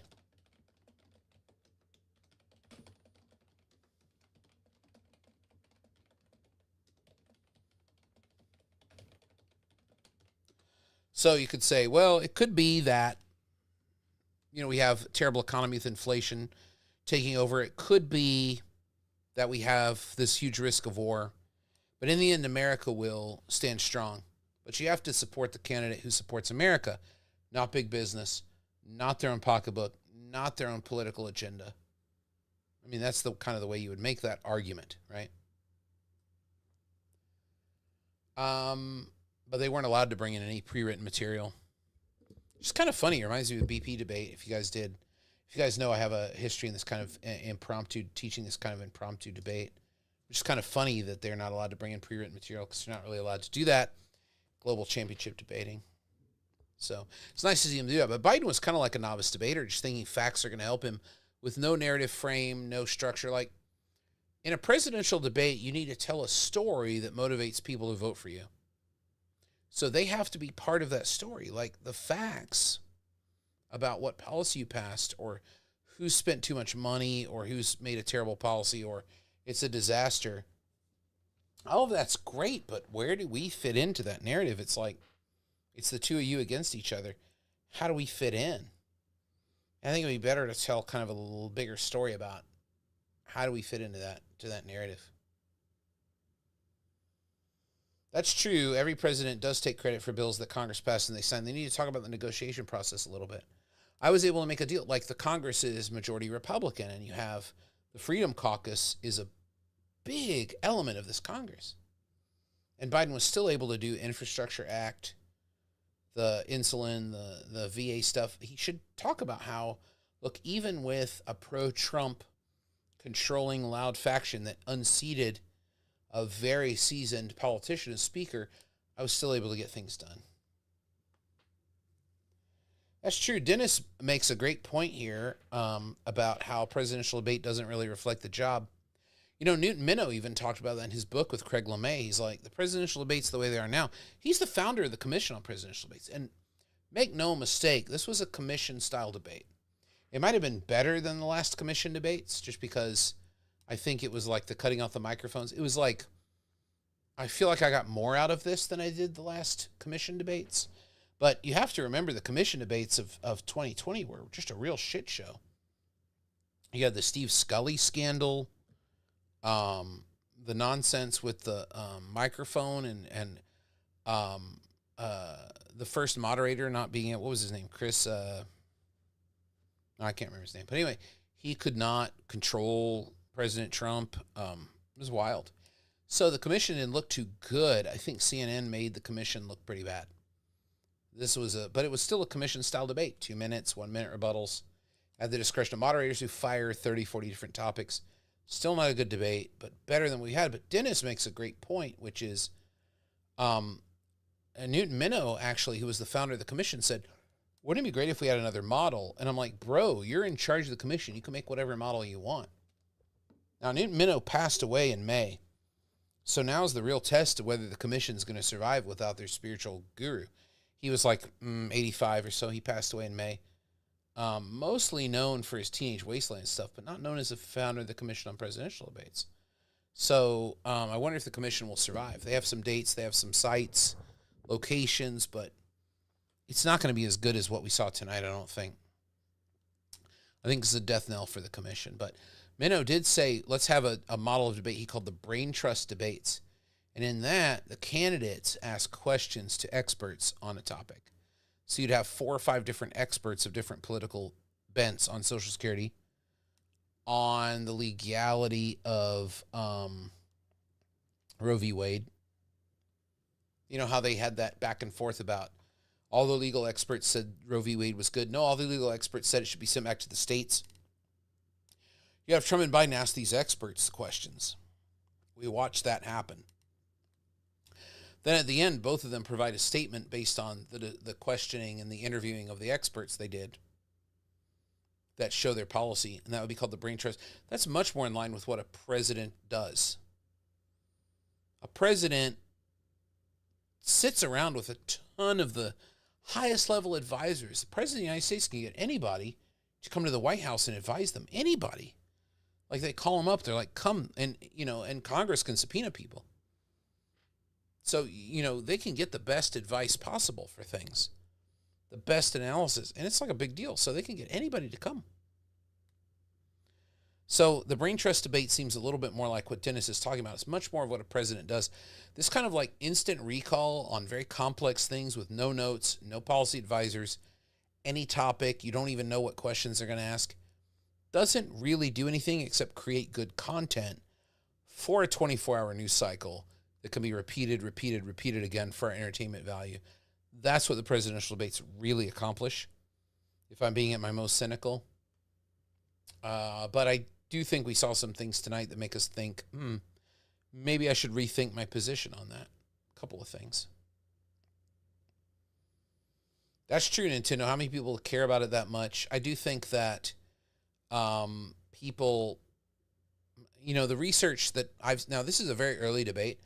The presidential debate research says presidential debates do not move the needle on who people are going to vote for unless they happen very early. This is super early. In fact, do you realize that they're not even the nominees yet?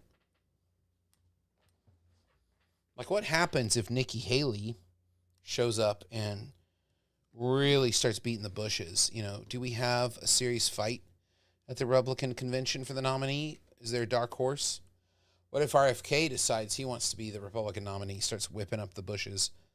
Like, this could be a serious convention fight. The Democratic side, I think it's Biden, but, I mean, in this political landscape that we have, anything's possible. So what happens is, they're not the nominees, and they were invited to a presidential debate. They're not officially the nominees yet. They're both a sitting president and a former president. That's an interesting debate. But they're not officially the nominees. It's the first time in history we've had that.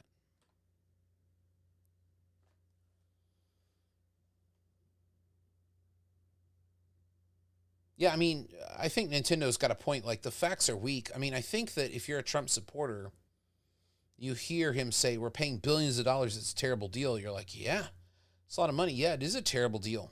But it's not really enough to really get a moderate to kind of move in your direction. You got to kind of know a little more. That's why I was like, it would benefit Trump to have just a little bit of Biden's specificity. It would benefit Biden to tell a little bit more of the story of how America is going to fail.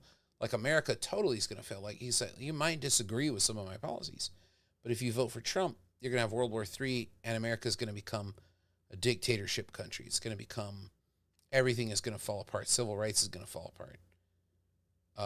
That's kind of the argument he should have been making, is more of like, I have respect for the country. Presidents don't talk like that. Would have been more powerful. BP. I haven't looked at WDC recently. I don't know what the new meta is, but I'm happy to comment on it if you send me a video or send me something to look at. WDC, when I got involved, was 2007. It was very new to the United States. And everyone had kind of this, I think WDC suffered from a refugee problem, which was you had a lot of Americans abandoning the formats they had created, which were supposed to solve the problems with American collegiate debating. So the biggest proponents of WDC debating were some of the people who'd created the problem. Like Steve Johnson, Robert Trapp, people like that, who created MPDA, and then MPDA went full policy, and nobody wanted to make rules about how that competition should go to prohibit that. The only organization in the United States that's made rules to prohibit things from becoming Policy Junior is NIDA. And everybody likes to make fun of them.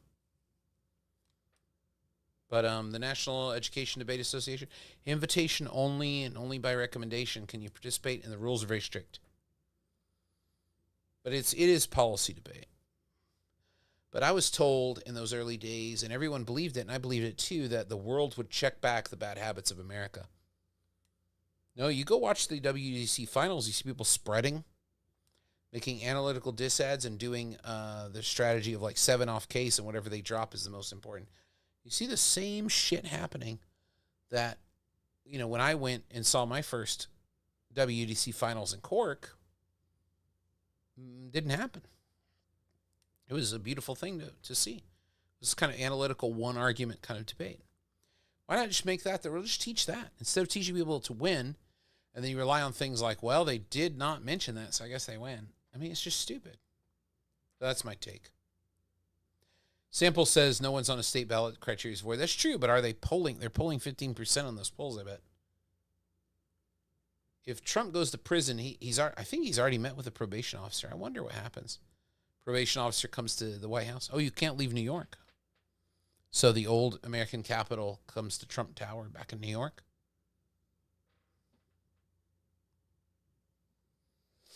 Yeah, they do. They started to speak faster. That's the American influence. 2009 final. Did I watch that? Probably not.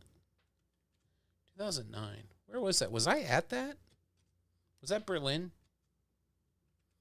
God, I'm such an old dude. I mean, I kind of feel like the tournament, abandoning tournament system, and having debate, focus on your local community is the way to go now. That's what I've been writing about and pushing, but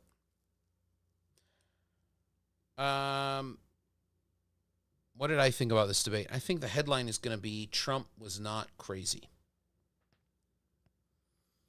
That's going to, oh yeah, the Cork final was amazing. It was Will. Good old Will is a great speaker, man. They don't make them like that anymore. He gave an amazing speech. I think that speech won the debate, in my opinion. Just thinking back, I was in the room, I listened to the speeches, I took notes, but Will's speech really, I can still hear it. It was really powerful. They're debating abortion, too. Hard topic.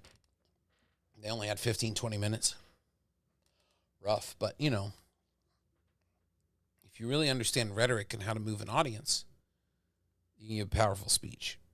If you understand debate and how to win a tournament, you can list 13 arguments that you think 3 or 4 of them are going to be undercovered, and you can make those sound important. And the judges will reward that because the judges are also not informed. They're not reading. That's the thing I think about WDC is I don't think anybody is reading what they need to read. I think they're like mapping out The Economist on a spreadsheet or some bullshit.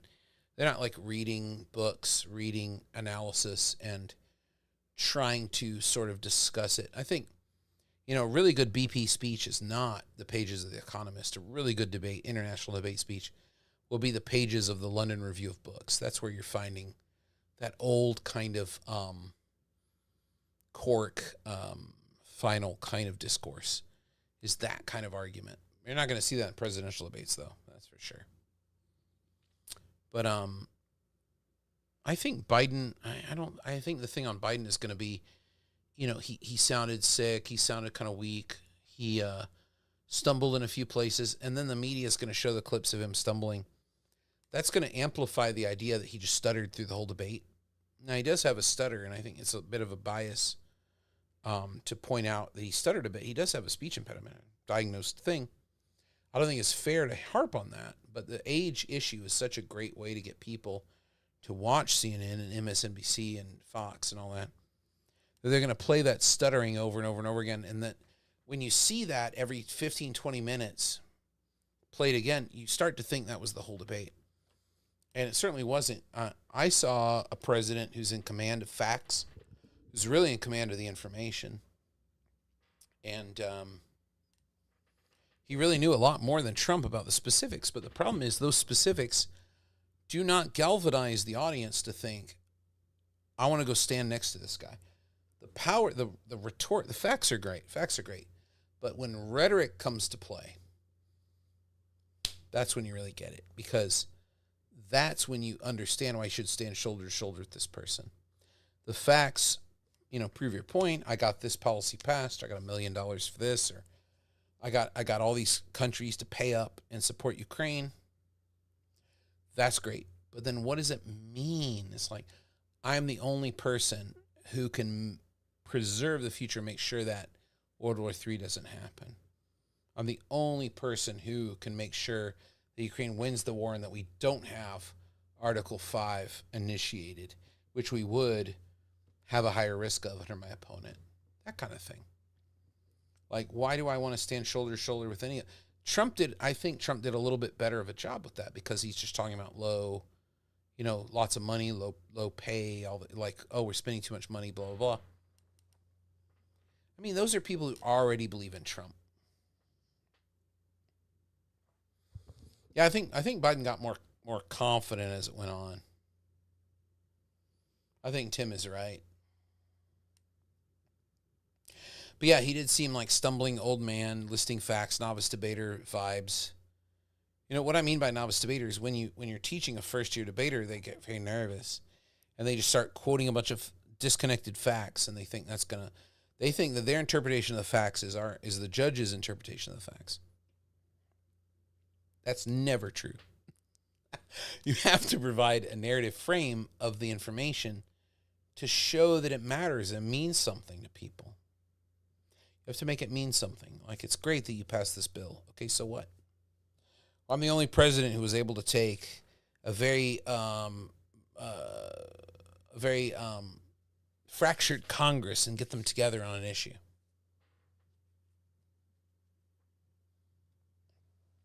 But Trump is coming off of, he's thinking it's like a rally, so he kind of did his rally thing. And he did get tripped up. I wonder if that was a strategy. I wonder if Biden's people are like, let's see if we can trip him up on something like immigration. Let's see if we can get him stuck on something.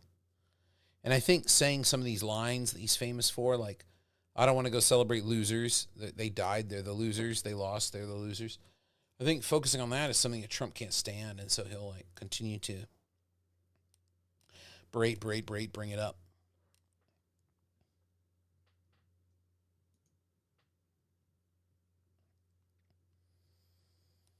Yeah, I think she's completely unconscious. She's not even listening to me at this point.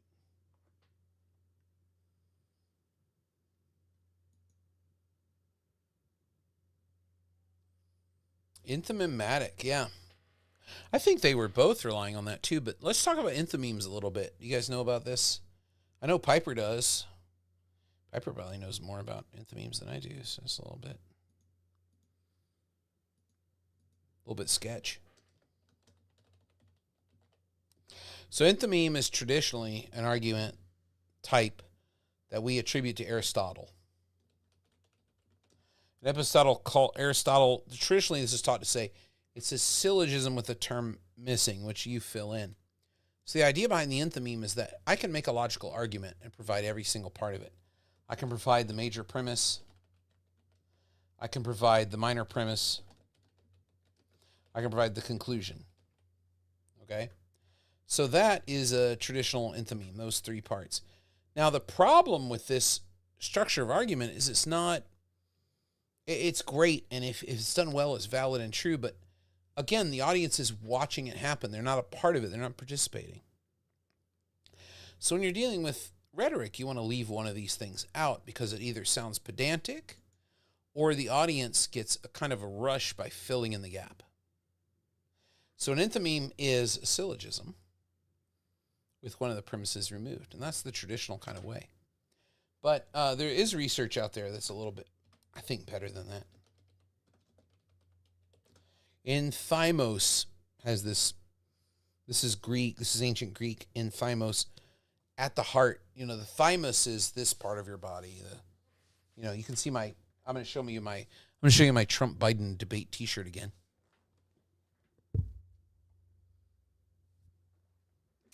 So that's the thymos, right? The chest, so it's kind of like argumentation at the heart or argumentation from the inside. And I really like this kind of etymological explanation because what it is that people become, something comes out of them to complete the argument. So they're almost kind of like drawn by like magic or something into the argument. So they're not just accepting a logical argument. They are not witnessing an argument you're making based on fact, but they participate in the argument. And I have a little kind of a personal story about it too, where I was like thinking about this. Da-da-da. I went and taught debate in Mexico years ago. I was a idea debate trainer, as they call them, which I think is really weird. I don't think debate is trained. I think it's very weird. But I did this idea camp in Mexico, and one of the keynote speakers talked to us. He's like, I'm very happy you're here to learn how to be co-conspirators with each other. And I was like, that is the nth meme. Is where you make the audience your unwitting co-conspirator in the thing you're going to pull off. That's the power of the nth meme. But we didn't really see that here tonight. I think Piper's critique is correct, where it's like, if you rely on the nth meme to be like, well, anybody with a brain will fill in the gap here. No, they will not, because it's not about our brain. It's not about logic. It's about how we feel and the narrative that we're living. So the nth meme is only powerful if it gets that gut reaction of like, you have to like interpolate people as Americans, or interpolate people as good people, or interpolate people as people who want democracy. Then the nth meme works, because then it hits in the thymos, right? So that's my analysis of that. I think Piper's dead on. I don't think it works that well, because if you think about the nth meme of being like, come on, idiots, you know what's going to happen. Then, it's just, one of those things where it's just not going to work. It has to be emotionally driven. Oh, you found the one-man stream of RFK's debate? Can you put a link in the chat, or did I ban links? Oh, man, this little baby dog. This is the latest she's ever been up. I wonder if she's going to go poop in the other room. I hope not. Oh, God. Prancer. No, she doesn't want anything to do with me. She's going to poop in the other room, I think. Or she's going to bed. I think she's probably going to bed. I wonder if her crate's open. I don't know. Yeah, facts without impacting the chip and Samsung investing. What does it mean for the average American? You're absolutely right, Nintendo. I think that, you have to have a story like what one of the things that we teach in debate, in formal debate, is this idea of like, what is the judge endorsing, right? The judge isn't choosing who's right.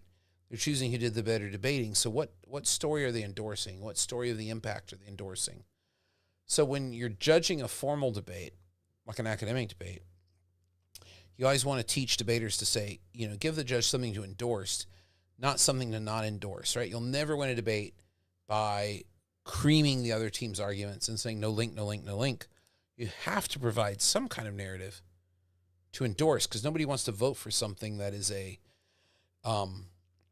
like when you get an essay back and it's all red, all corrected by the paper, that's not something you want to support. You can just be like, shit, this is terrible. All right, you put in Discord. Do we want to look at that? You guys want to look at the RFK debate? Is that something that we dare do? I'm going to go to Discord and take a look. Oh, geez.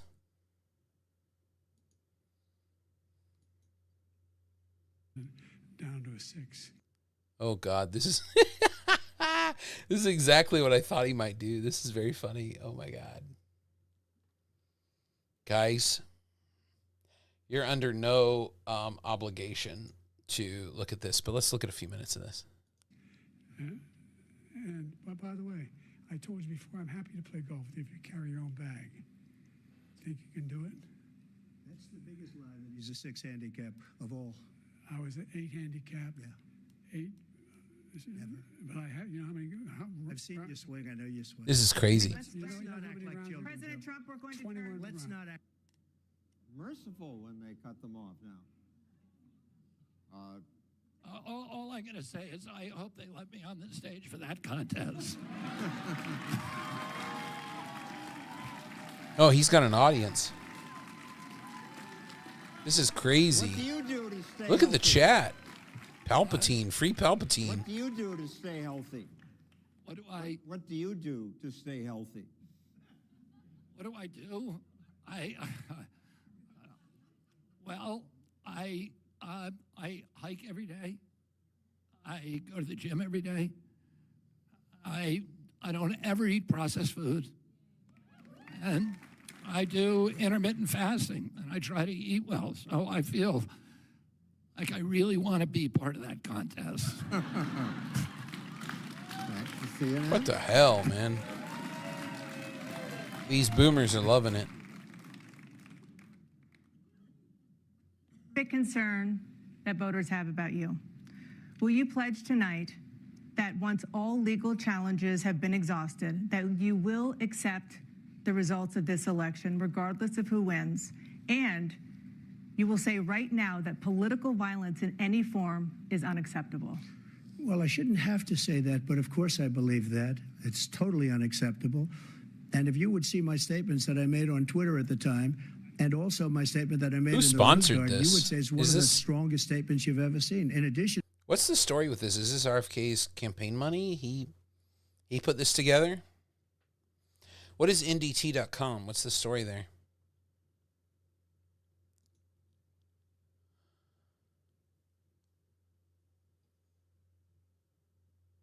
Save 10% off your next order. What is NDT?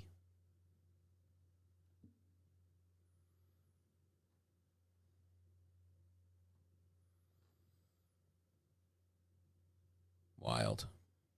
Some kind of weird fringe news thing, I guess. Yeah, having a live audience, yeah. The live audience really changes the vibe. I actually preferred not having it when I was watching this. That was just, I mean, we're going to have 2 commission debates that are going to have live audiences. We'll see if I change my mind. We'll do live streams for those too, so mark your calendar. Yeah, the modern meme is sort of like how a movie can make you reflect by prompting you to ask an obvious question. Yeah, that's right. So it's almost like you feel like you are drawn into agreement. So an meme works in a way to where you're drawn into agreement not by logical necessity, although it could happen that way, but I think that the meme is one of these things where it's really kind of like the weight of what's being said and the force of it, you're just like, well, obviously. But it's not even done in that kind of logical way. So when Biden does it like, he says this and that, you're really going to support a guy like that? That is the basic structure of an meme. Who supports a guy like that? That's a basic meme. But it's certainly not the meme at its highest or at its most powerful. And the meme is like blown way out of proportion according to the classicists. Rhetoricians kind of blow it out of proportion. There's also a similar kind of argument called the epikyreme, which Quintilian brings up as far as Latin thought about this goes. It works in a similar way, where there's a force or a kind of energy behind it that forces you into a position of agreement, whereas the syllogism, the agreement is laid bare. You can still walk away, but when you walk away, you're just walking away from a very valid, very well-supported argument. Well, I don't believe that. And you just kind of look like an idiot, but there's not like, you lose your chance of getting that argumentative adherence, to use a term from Perlman and Ulbricht Stidicke. That adherence, you kind of lose that. And I feel like the meme is that powerful kind of, I didn't even think, I just knew that this was the way to go. This was right. So, are they going to agree to commission debates? It's a great question. So if you remember last summer, or was it 2 summers ago? The Republican Party met and voted. It's part of the platform that if you want the Republican nomination, you have to turn down. You cannot participate in any commission debates if you want Republican Party support. Now, we all know Donald Trump, and whether you're a Trump supporter or not, I don't know if you are or not. There's one thing we can all agree about Donald Trump, which is he loves attention. He loves being able to speak. He loves being on national television. Donald Trump is not going to turn down a commission debate. He's just not going to. chances like 1% that he would do that. He didn't go to any of the primary debates, but that was probably smart. The primary debates were not great, you know. And he really came out and showed everybody he's not crazy tonight. I think that's the big takeaway is we didn't get angry, yelling, crazy, psycho dictator Donald Trump. We got somebody who's like, here's my record. Here's why this guy sucks. Here's why you should vote for me. Very standard kind of politician, like very calm, I think it showed how badly he wants to be president. Whether he's be a good president or not is a different decision, but it really showed how badly he wants to be president. His demeanor tonight. I think Joe Biden will agree to any commission debate that Trump agrees to. I don't think that's an issue. But the question is whether the Republican Party is going to, what they're going to say about it or not. I mean, I think, you can't really tell your nominee what to do after you give him the nominee, right? The nomination, right? And he's got plenty of funding to run a campaign himself, right? So what are the Republicans really going to do here? Now, they did say they don't want to do commission debates anymore, but if you look at 2020, that was a shit show of debates. My God, that Steve Scully nonsense, and then the commission couldn't replace the moderator. They just canceled the debate. Replace them. Why don't you have a bullpen of moderators? Can't you just figure out who's the second string?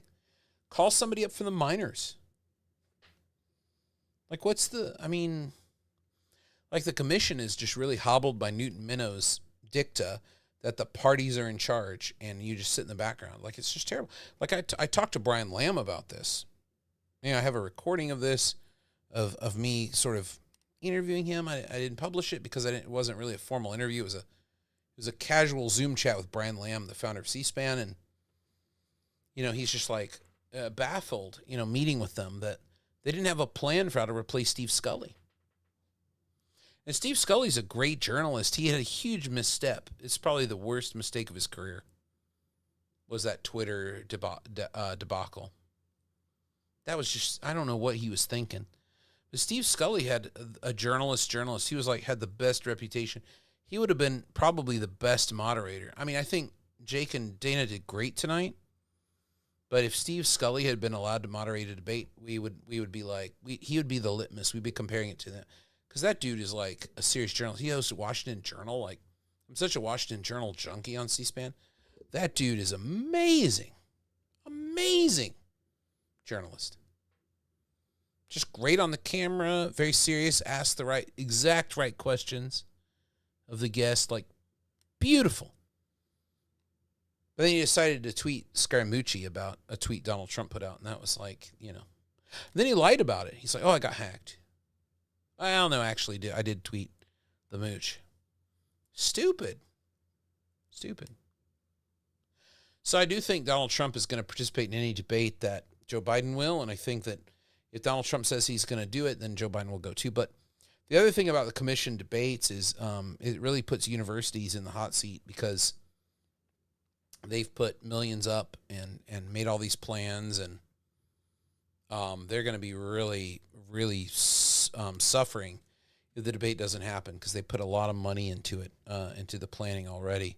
It's a big deal for a campus, and it's millions they put in there. Subscribe to our new channel. Did their old channel get banned? Probably their old channel got banned, Tim. Yeah, Trump is kind of comedic, but I think Trump is going for this look, I'm a businessman, and this just makes sense. 1 + 1 = 2. Hey, but he does remind me of Rodney Dangerfield from time to time. Commission suggested 4 debates. That's unusual for them. Commission usually does. Well, no, that actually, it depends. 3 presidential, 1 vice presidential is what the commission does. The commission waits until the nomination, and they invite the nominees. And then the news organizations cover the debate that the commission hosts. It's probably going to happen. I think they'll probably get 4 debates out of that. Well, I think tomorrow that what we're going to see is the headlines are Joe Biden appeared weak and stuttered and lost his train of thought, and Donald Trump was calm and demure and professional. Both of them, if there's anybody rude, it was Joe Biden was rude, calling Trump a whiner, challenging him directly. doing the kind of things that we thought Trump would do. I think that immigration is going to be a big one. That was really what they talked about the most, so we'll see a lot in the news cycle about that. But again, does this benefit voters? Does this help you make your decision about who to vote for? Does this make you feel more confident about the decision you've already made about who to vote for, if you're going to vote for one of the two major party candidates? That's a big question to think about. Again, I think the comment Tim made is like just so on point. These debates don't really show us what a president does every day. Do you remember Hillary Clinton had that campaign ad about who's going to answer that 3 a.m. call? I mean, that's kind of what I would like to see is like more of a role play kind of a scenario. Universities do this if they teach. Like at my university at St. John's, where I work, St. John's University in New York City, what's interesting to me is they have a lab where they run through these emergency kind of situations. It'd be good to do a situation room simulation with a presidential candidate. I'd rather see that than the debate. I think a debate can tell you a lot about how people logically organize thoughts and evidence, but a president rarely does that. A president is going to have a room of 12 people and say, what do you think, 5-star general? What do you think, person who has a Ph.D. in Venezuelan politics? Like, that's who they're going to be. And they're going to base the decision based on that, about what they think is best for the country, based on the information from the best experts in the world, not 2-minute responses to random questions with no notes and no aids and no prep. What does that prove? What do commission-style debates prove? Like that you're witty on your feet, you can think on your feet? I don't think that's... I mean, that's cool and fun and everything, but is that really what we want a president to be? I don't know.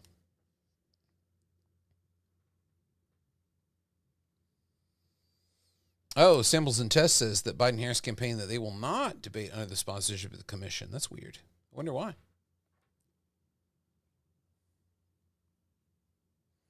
In the 19th century, they had surrogate debates. They would have people stand in for the candidates because the idea was a president had to be demure. They had to be like, well, I don't really want to be president, but the nation has called me to run. I have to run. We saw a little bit of that tonight with Trump being like, I'd rather be on a beach or at one of my many properties playing golf, but I have to run because this guy's so terrible and I have to bring back the greatness of the... And Biden did the similar thing. I didn't want to run after Iraq, but I have to run because this guy's a real threat to democracy. I don't know, Samples and Tests. Let's see if Biden changes his mind. I wonder. But there's so many alternatives, but the reason these alternatives... Like Piper said, that would be so fun. I agree. I think that, and it would just be more informative, too, to watch that role play, How does that pan out? I think the reason it doesn't happen is because what we saw tonight of 90 minutes can be chopped up and recycled into content for 2 or 3 days of 24-hour news cycle programming that you can bring experts in and comment on. People like me can go on MSNBC or CNN and give commentary about what we saw. That creates incredibly cheap content for a multi-million-dollar news network that has to produce news stories every hour. So that's how they're going to do it. They just recycle, just blend it up. It's leftovers, really. Open up these containers. Let's mix it this way. Let's heat it up. Let's put cheese on it. That's really why the format doesn't change, because this 2-minute, this like 30 different topic, 2-minute slice and dice is just so good for creating content that it has too big of a price tag on it. They're not going to change it. Well, Samples and Tests, who would host another non-commissioned debate? I think CNN won't do another one. Yeah, debates are pretty ableist. Here we have a man who suffers from a stutter, and, it's late night, you're standing up there, you're talking about this stuff. I mean, the president should have some command of information, but let's not forget what Richard Nixon said. Richard Nixon didn't want to do another debate after the 60s, and he said, well, a sitting president shouldn't debate because they don't it's hard to keep in your head without advisors around what's confidential, what's like top secret, and what's not. So there might be a question that comes up or somebody makes something. I might respond with something I know, but it threatens the country's security because it's actually top secret. It's a very classified information. Then it's out on the airwaves. So that was Nixon's reason for not doing any other debates. Even though he had opportunity to do it, he did not do any other debates other than the 1960, the very first televised presidential debate, 1960 versus John Kennedy. Yeah, ableism, there's also all kinds of cognitive issues. And also, this is just not what presidents do. Like Joe Biden had to spend all this time at Camp David prepping for this. He could have been doing something better with his time, I feel like.